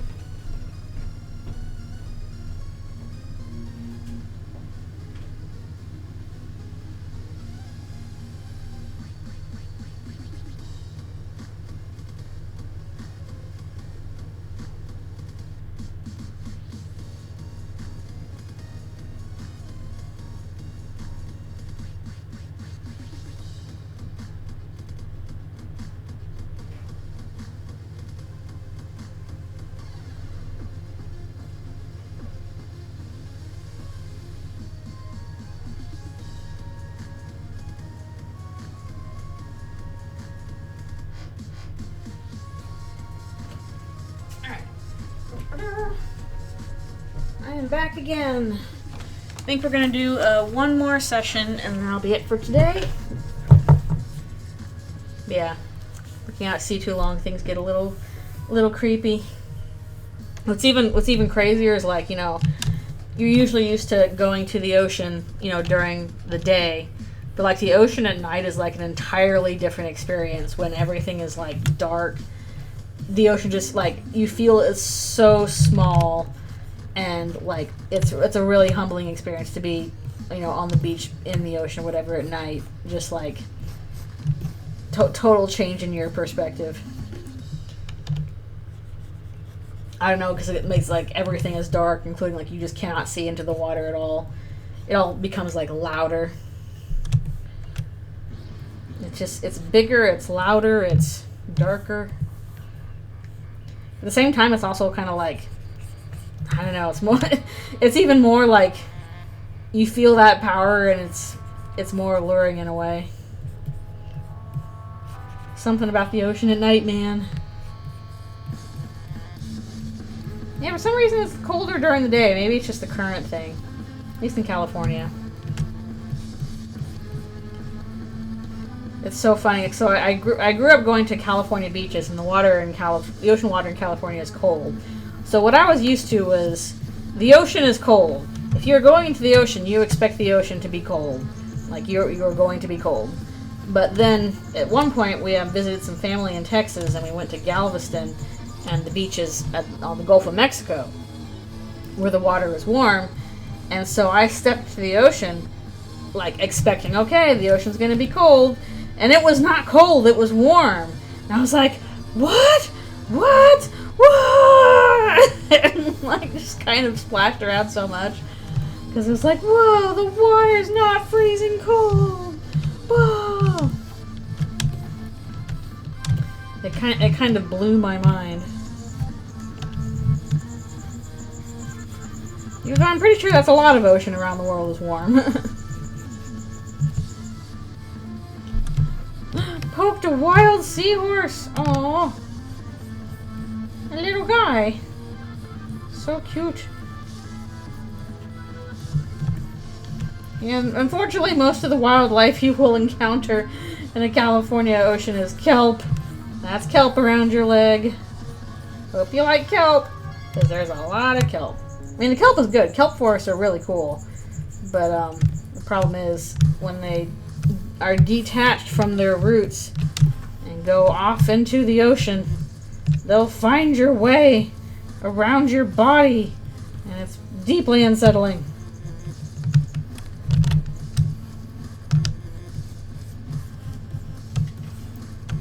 Yeah, kelp forests are very cool, but they are also pretty scary, because they're not kidding about the forest things. Those things pretty much are underwater forests. They get as tall as trees.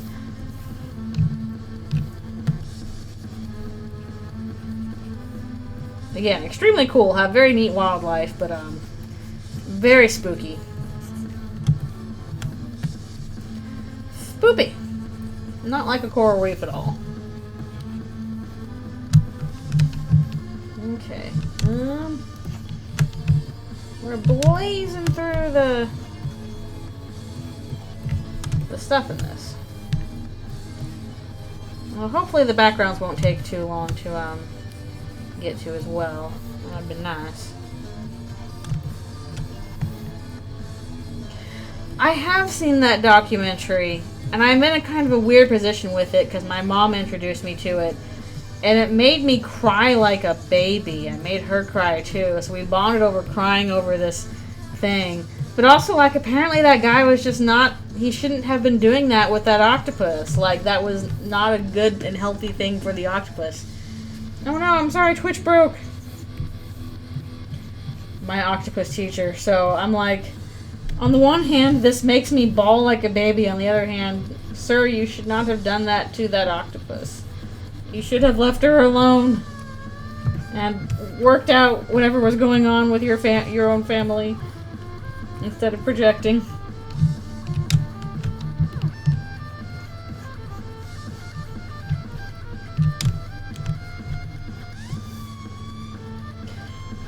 Yeah, I mean, he tried to avoid that kind of stuff, but I think even her, like, his presence there, and, you know, getting up really up close with her and, like, poking her and stuff like that, that, like, probably attracted the attention of, you know, the sharks and stuff like that. It's this really difficult thing where it's like, you know, we humans, we want to be involved in, you know, the natural world and stuff when we are a part of the natural world, but also we have to recognize, you know, hey, there's places where we don't really belong, and one of those places is like the ocean, where animals have their own way of, you know, dealing with things. Not really thinking the same way we do, not living their lives the way we do. Okay, back to this. Yeah, things have to take their natural course, and, like, you know, we are, you know, prone to kind of moralizing how animals think, like, oh, we've decided that we project on the octopus, so the octopus is the hero and the shark is the villain because the shark is going to eat the octopus. But, like, that's just life, that's just nature. To the, you know, to the shark, it's like, I'm not doing anything wrong, I'm just trying to live. And, you know, whatever the octopus eats, you know, those things aren't doing anything wrong, they're just trying to live either.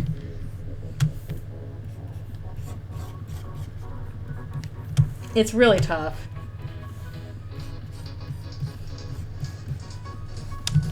Because like, we want to, you know, I think attach some kind of, again, moralizing to it, that somebody is good for doing this or somebody is bad for doing this. But no, they're just animals, and they're both just trying to live, and one is trying to live by eating something and one is trying to live by not being eaten, and some days you win and some days you lose.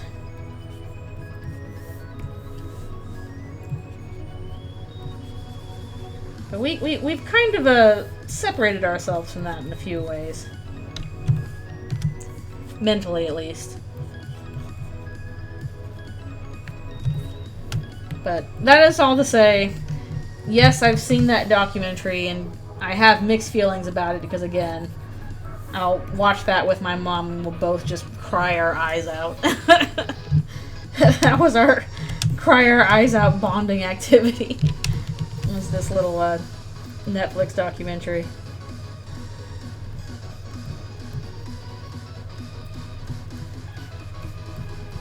Which I guess there's some kind of storytelling there.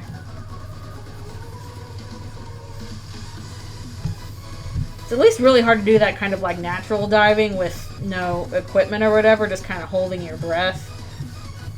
Or wearing a suit, which is not the smartest because you could, you know, cut yourself on something down there. There's a lot of sharp, pointy things in the ocean as well, just from rocks and etc.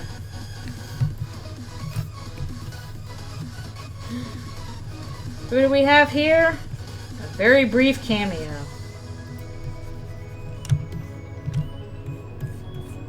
It'll probably be in a little darker shades, so a little bit harder for people to see.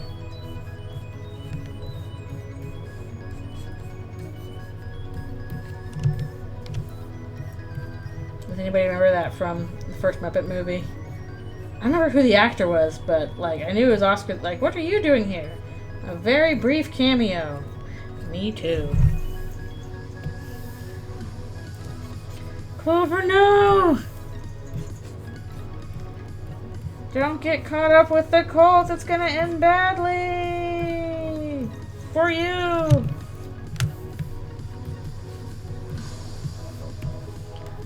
I'll say, don't worry, Clover doesn't die. But not for want of them trying. Poor Clover, also doomed frequently.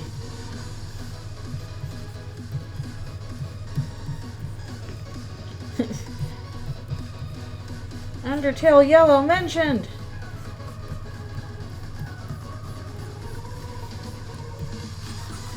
There's that one. Yeah, very brief cameo, and that's about it. I doubt they'll even show up in another part, but here they are. Say hi to Clover very briefly. Can't go through that again. Very good. Exactly. If Clover died again, then, oh, that would be... Good grief, give the kid a break. I like how after Undertale Yellow, we now have this big, spat of, you know, fix where it's like, and then, here's how canon happened, but also all the souls from the humans were revived. We fixed that.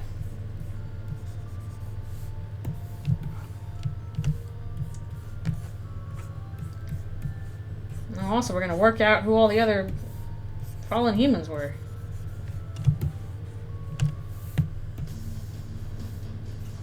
Still don't know if I've come up with a good fan names for all of them yet. I do like Melody for the Dark Blue Soul, and I like the name Benny for the Green Soul, like Eggs Benedict.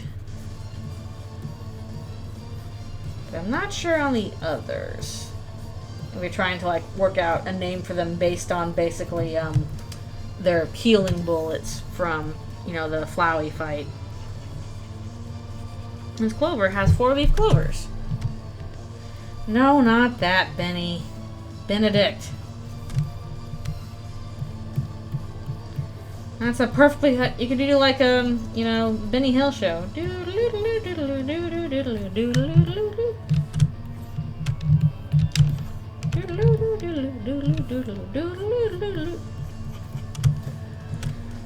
Oh, that certainly was a time.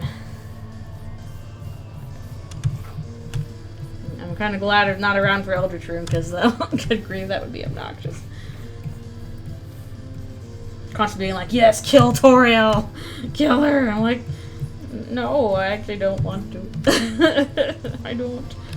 I think it's more interesting if she's not dead. Although I don't think Mayor Holiday's making it out alive. Sorry, Mayor Holiday. You're gonna get chomped.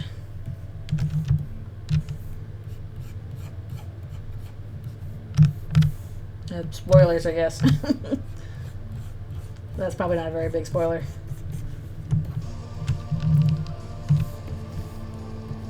That's probably an obvious one.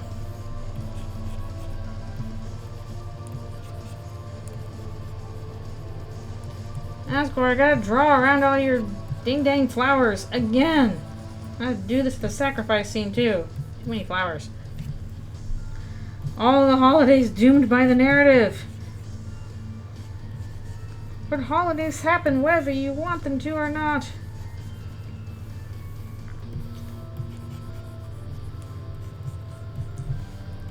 Poor Des, too.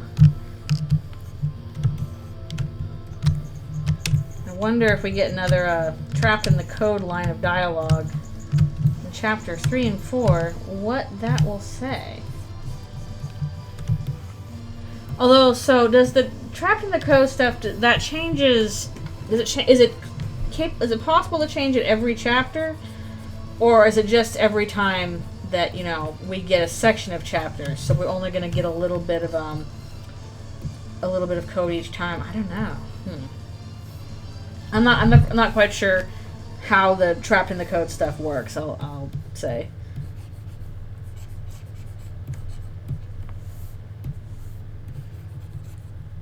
I know people have dug those up, but I don't know where and how you find them in the files and how they would be changed. If they can be changed chapter to chapter.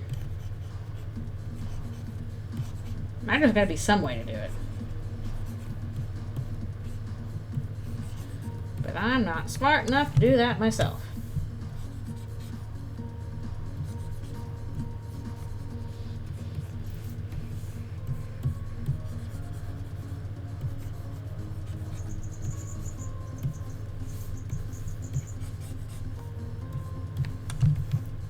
I do find it interesting how, like, holidays basically get no mention in Undertale itself, even though they're clearly important in Deltarune.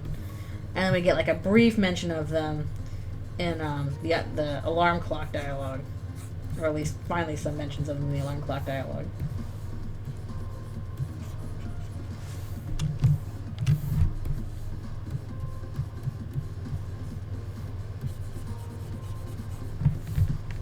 Yes, they're in a very different position since in Deltarune, it's the holidays that are basically the ones running the town. They're the ones in charge, whereas in Undertale, it's the dreamers that are the ones in charge.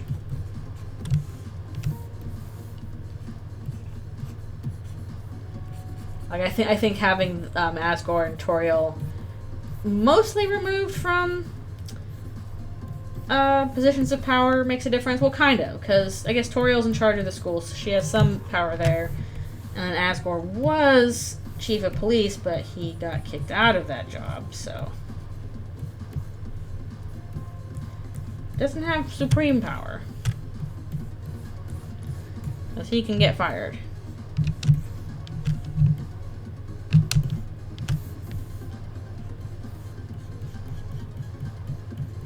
And then not pay his rent ever. He keeps giving the flowers away. Asgore, please.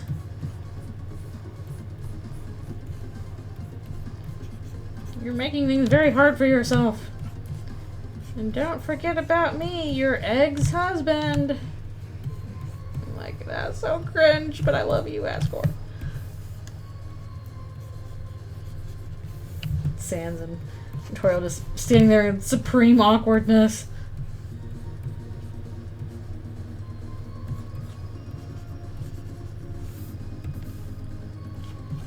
Everything centers around eggs. Egg. Okay.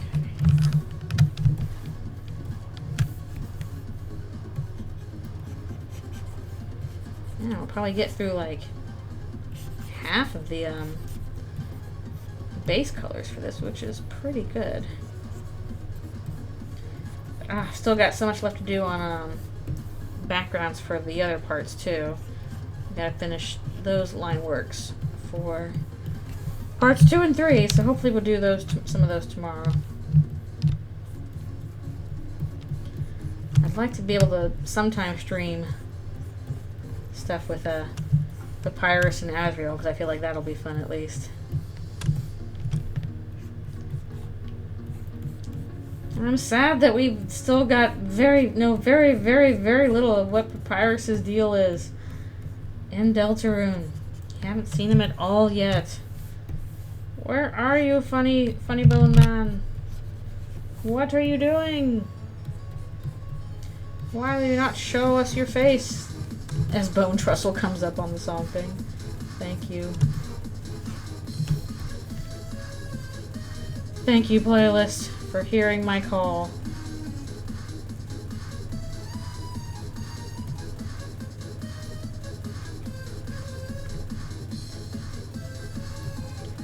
Oh geez, I was thinking about Papyrus recently in regards to my crazy crack theory regarding, you know, half human Susie, and if half humans are a thing. It's a sign Papyrus will be in chapter 3. That would be neat. Although according to Sans, we probably won't see him until Asriel comes home. Ugh! Unless we see Asriel in chapter 3, might not see us a Papyrus either. Unfair.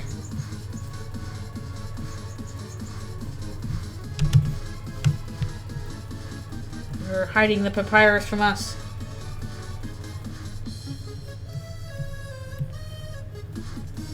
Why can't Asriel's come home quicker? Why is it taking you a week to do this? Hop on a bus and get your fuzzy butt over here. Do it! Your sibling is in dire straits. Getting involved in the shenanigans, you hear me? Shenanigans. Do you know how many shenanigans your sibling is up to?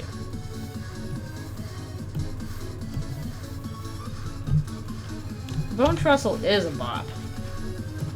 Good song.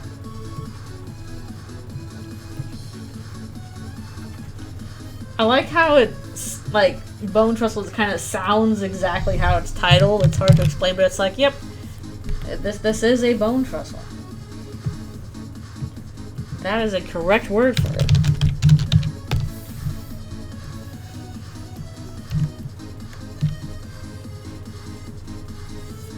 That's fine. I mean, Papyrus is not my favorite either. I am an Alphys person, but I certainly see why Papyrus is popular. I see why Flowey was like, oh, he's my favorite. Yeah, it's not saying a lot. It's like low tier is still like, you know, B+. ain't no F tiers here. This is indeed a Trial Sling of Bones. True.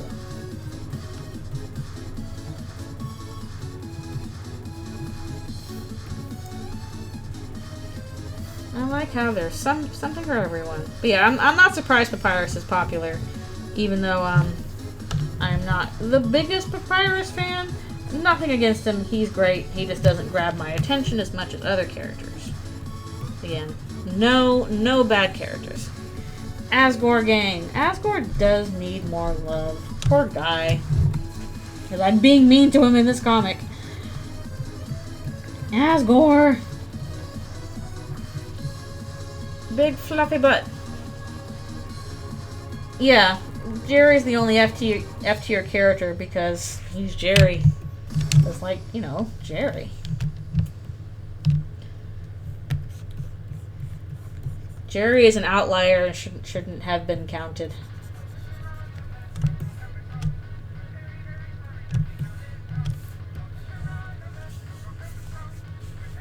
Yeah, Undyne and Alphys, very good. Good stuff all around.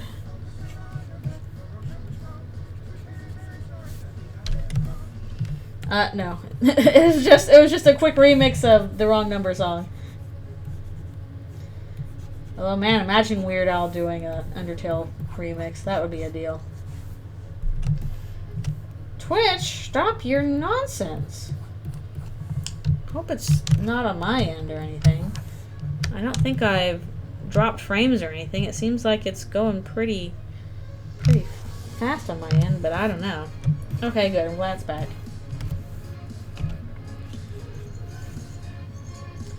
Ed Sheeran, Toby Fox.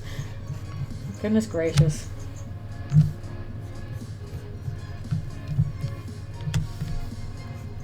Ooh, a good remix too. You know what I'm excited for in Chapter 3? I love it whenever we get a new area and just like the first, you know, area music is just an absolute banger. Like, you know, we got Field of Hopes and Dreams, total banger.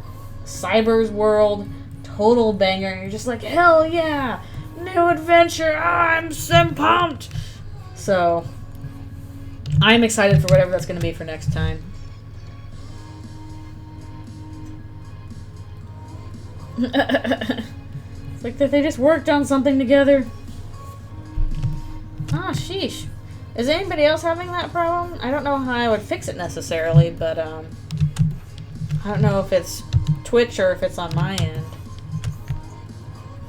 Oh, that's wrong.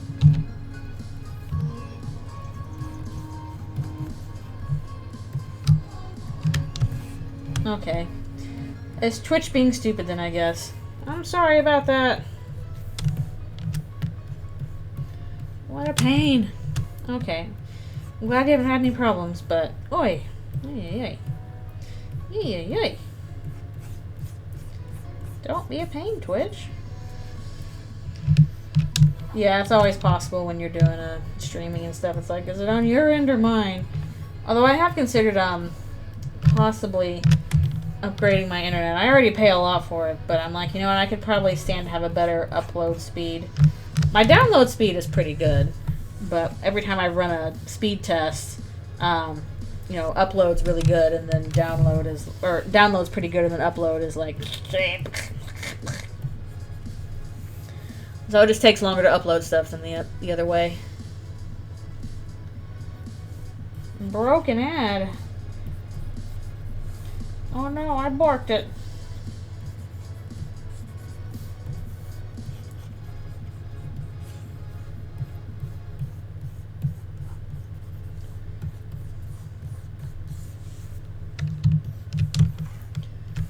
Okay, that's gonna be a little tough one.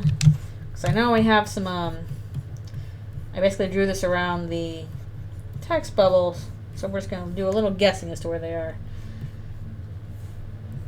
Notorial had a hard time after sacrificing her child for obvious reasons.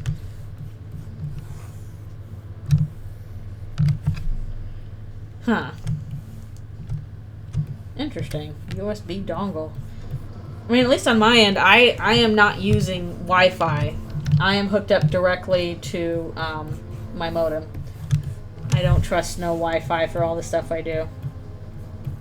I use a LAN cable. But I think just in terms of speed tests, my speed is always slow on upload. And I'm pretty sure that's just because of the system I have. Sucked ass, oh no. That's no good. I've already got two wireless dongles going on my computer. One for the keyboard and one for the mouse, because my mouse stopped working, but the keyboard didn't.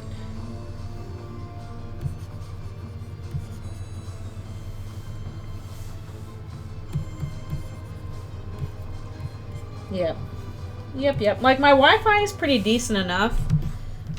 You know, I use it for, you know, a couple other things like my Switch and my phone, etc., etc.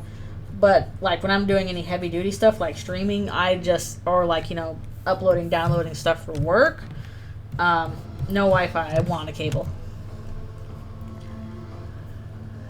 So, yeah, it would have to mean an internet upgrade to increase my speed. It might be worth the investment. I'm not sure how much more it is from what I'm paying now, because I'm already paying quite a bit. I like having reliable internet. Very important to me. I kind of have fits if, you know, and I think maybe once recently, it went down for some reason, and my usual startup, you know, unplug, replug thing didn't work, and I was like,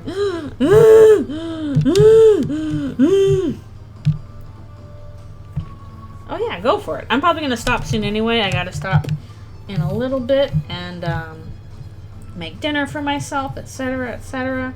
And we've gotten through a lot. We're already, we are halfway done with doing the base colors. Or just the base I can color on top of. Yeah, it's nice to have that privilege. Although if you are doing that kind of stuff for work, then like it's pretty much a work expense and you just have to write that off. Glad you had no major issues. Again, my internet overall has been pretty reliable. It's just my upload speed could be better. And that's probably going to have to be a change my internet plan sort of deal. Yep, there you go. You have a family member who does it for work, and it's like, weep. Well, I'm going to do it. What I would love to get is that fiber internet. That's supposed to be very strong and powerful and reliable. Give me them fibers.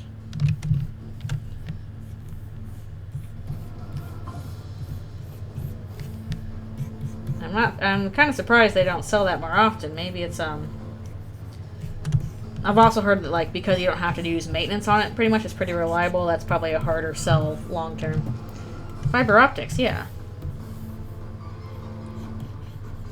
I don't know what kind of maintenance those things need, but if it's not much, then I can see why they're not upselling it more. We want people to keep buying stuff from us into perpetuity. Like, I've also heard that, like, fiber optics are just a really good option for, like, if you're in a rural area and don't have good internet access, like, if you can set that up, like, fiber optics for that area, then you have good, solid internet, even, like, in rural spaces. And that could make a big difference. Yeah, I already don't get cable. I watch everything online anyway.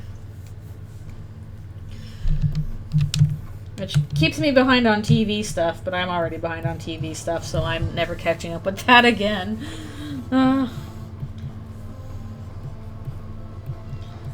We've been disruptified by the streaming, and now we're paying the price for it.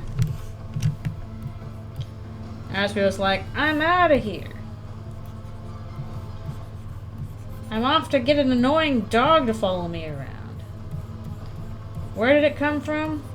I don't know. Where did it come from, Cotton Eye Joe?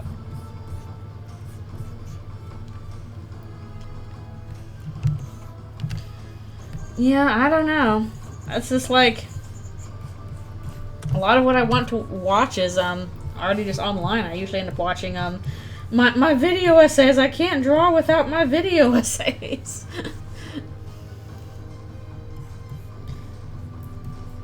And part of the problem is, like, if I'm gonna watch TV, I have to actually, like, sit down and pay attention to it.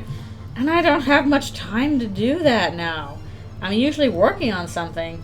So if I put on something, it's gonna be something I can, like, listen to, half watch, like a podcast or a video essay. And, a narrative I have to pay attention to. And unfortunately, it's hard to do that nowadays. Ugh, yeah, that I don't like. The whole data collection stuff. It's like, can we just get Nielsen boxes again so you have to opt in for your data collection? But no. Of course not. Okay, this is going to be our last page for the day. Because I need to stop and cook some dinner. Okay. Asgore is going through it. I knew this would happen too. I knew that eventually we're gonna get like cable again, but with streaming. Inevitability. History is a flat circle. Or whatever. Okay. Phew! It is time for us to wind down. You know, we effectively are going back to cable in terms of payment. Goodness gracious. Goodness gracious. But yeah, we made pretty good progress. I actually wasn't expecting to get this far on this today. I'm like, okay, hopefully I'll get the lines done on this. But we got lines and other stuff. I might need to fill this in more too. Nope, that'll be fine. Okay. You didn't see no text there? You don't know what it said. Emote! Yes! Yay! You get to use the emotes. I need to add some more emotes, but I need more sub points for that. So hopefully in the future, there will be more emotes to be added. Yeah, we got the excited one. Good times, good times. And maybe next time I do an art stream, maybe we can tackle one of the other sections and we can see what's going on with Toriel and Sans or Papyrus and Asriel and all that goodness. More emotes. Yes, I was able to add Sleepy Alfies. It's all good. Spamming is all good. At least here.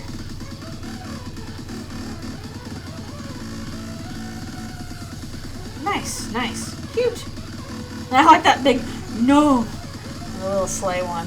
Super cute. I think I mostly have my own emotes and the ones from Shay, since I'm subscribed to Shay. So I got the frogs. Otter!